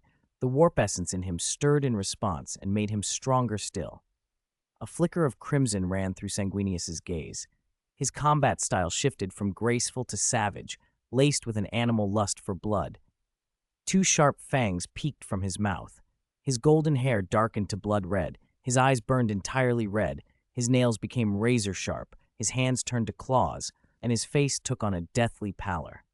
Like the afflicted blood angels, Sanguinius had become something grotesquely abnormal. "Look at you, brother. This is your true self. Beautiful," Fulgrim mocked as he parried, savoring every word. "Sanguinius, you call yourself a noble archangel, yet your gene-seed children are a brood of vampires. Do you think this is some curse of the warp? No, you are wrong. This curse runs in your bloodline, in your warp essence. This is the real you, the original blood angel, no, the ancestor of vampires, Sanguinius." "Shut up, Fulgrim. I will tear you apart," Sanguinius answered with a bestial roar, his voice raw. The spirit tree fruit had changed him, body and soul both. He became a crimson blur and was suddenly upon Fulgrim. A claw drove through the Daemon Prince's chest and ripped out his heart. The purple form blasted apart in the sky, yet Fulgrim's laughter echoed as if from everywhere. "Ha! Let the mortals see what you have become. My dear brother, will they still believe you are noble? You and your gene seed are the same cloth, bloodthirsty vampires." Below, stunned mortals still cheered, certain Sanguinius had won. But the blood angel's expressions had gone grim. Some cast hungry, bloodthirsty looks at the mortals. The awakening of their gene father had struck the most primitive rhythms in their gene seed. The revelation that their progenitor shared their thirst sent some blood angels to the edge of control. Others, members of the Legion's intellect library, kept a cooler head. Their potent psychic discipline allowed them to suppress the worst of the urges. They stood at the edges, containing brothers whose fangs were already emerging and whose eyes had gone red. Steady yourselves, brothers. Control the bloodlust. Do not be governed by it. Contain those of you who are close to tipping over. I will aid the Gene Father. Among the Blood Angels, a familiar white-winged figure rose. Sanguino, a special life form Axis had fashioned from cultivation seed, Sanguinius's blood, and the Legion's gene seed. Bearing a likeness to Sanguinius, Sanguino carried chi energy that only grew stronger with cultivation. After consuming the spirit tree fruit, his chi swelled even more. In raw destructive force, he now outstripped Sanguinius. Sanguino erupted in pure white fire as he ascended. The terrifying chi swept away the surrounding purple energies and flung a certain demon prince screaming back into the warp. Just as Sanguinius was losing himself, about to plunge into the snarling mass below and feed, Sanguino wrapped him in an embrace and poured living energy into his body. The white wings of Sanguino shielded the scene from the mortal onlookers, hiding Sanguinius's vampiric form. Calm, Gene Father. Return to yourself. Do not let this hunger control you. Sanguino's chi had effect, slight but crucial. Under its cleansing light, a sliver of Sanguinius's clarity returned. Sanguinius. Vulcan, battered and struggling to rise, forced the word through the pain in his chest. He was heavily wounded and his power armor was shattered. Angron's roar split the air as the berserk Daemon Prince charged, chain axe whirling like an uncontrollable chariot. Disarmed, Vulcan had no weapon but his own fists. He summoned his strength and met Angron blow for blow. Their brutal contest rang like metal on flesh, fists against axe, iron against blood. Each strike brought fresh agony to Vulcan's shattered ribs. Every collision was agony, the blood flame of Angron searing him to the bone. Still, Vulcan held on by sheer force of will. On the high platform of the Imperial Palace Command Center, Rogal Dorn, Ferrus Manus, and Corax watched with straining eyes. The situation was spiraling. Sanguinius had been manipulated by Fulgrim and now resembled the bloodthirsty ancestor of a line. Vulcan was grievously wounded, disarmed, and being crushed by Angron on the verge of collapse. We can't do anything about the sky for now. We have to trust that Sanguino, Dorn said, voice hard. Chagoris and Ferrus Manus, you two go help Vulcan. Corax and I will hold things here. The two Primarchs nodded and left the command post, rushing toward Vulcan. Before they could reach him, two figures blocked their way. Mortarion of the Death Guard, sweeping a massive scythe, and the Primarch of the 11th Legion, the same one who had faced Ferrus Manus earlier. A grim smile touched Mortarion's lips. Where do you think you're going, brothers? Your opponents are us, he taunted. The renegade Primarchs were finally moving in force. Above Holy Terra, a great ship cast its shadow. The skies darkened as if night had fallen. The tumult of battle stilled as all eyes turned upward. Even Vulcan and Angron paused for a moment in their clash. Rogal Dorn's voice dropped to a note of near despair. That's the vengeful spirit. Warmaster Horus Lupercal had arrived. The massive flagship hovered over Terra, but Horus made no move to join the fight. He remained above, sending a signal that marked the final, decisive hour. No more reinforcements would come. The last battle was upon them. Deep within the Imperial Palace, the Emperor had somehow regained consciousness. The dark influence that had shadowed him had receded, and for a moment he felt destiny's call. The final hour had come. Magnus, I must leave for a while. The Golden Throne and the Webway are entrusted to you, the Emperor said. Father, Magnus answered with a long, heavy sigh. He had sat upon the Golden Throne for years and understood its burdens and the impossibilities it held. He knew what had to be done to preserve Axis, this hope for humanity. Go, I will guard the throne and the Webway until you return. The Emperor summoned his custodes. Send my decree. Micardo is to be brought to audience. Although Magnus could operate the Golden Throne alone, the Emperor wanted Micardo ready as backup. If anything went wrong with the Webway, Micardo was to act, join Magnus, and share the burden on the throne. Micardo, amid stacks of imperial documents, obeyed immediately and came to the Golden Throne. The old friends exchanged a look and a tacit understanding passed between them. Go, Neos, and take heart, the Emperor said to another trusted aide. Then he called for Rogal Dorn. A violent spatial fluctuation tore from the direction of the Webway entrance. as if the planet itself might be rent asunder. A light brighter than any before, a dawn more full of hope than the shadow of the vengeful spirit, ripped through the dark shroud over Terra. Through the veils between reality and warp, a colossal battleship of unprecedented design tore into existence above the planet. It rode the light of dawn itself.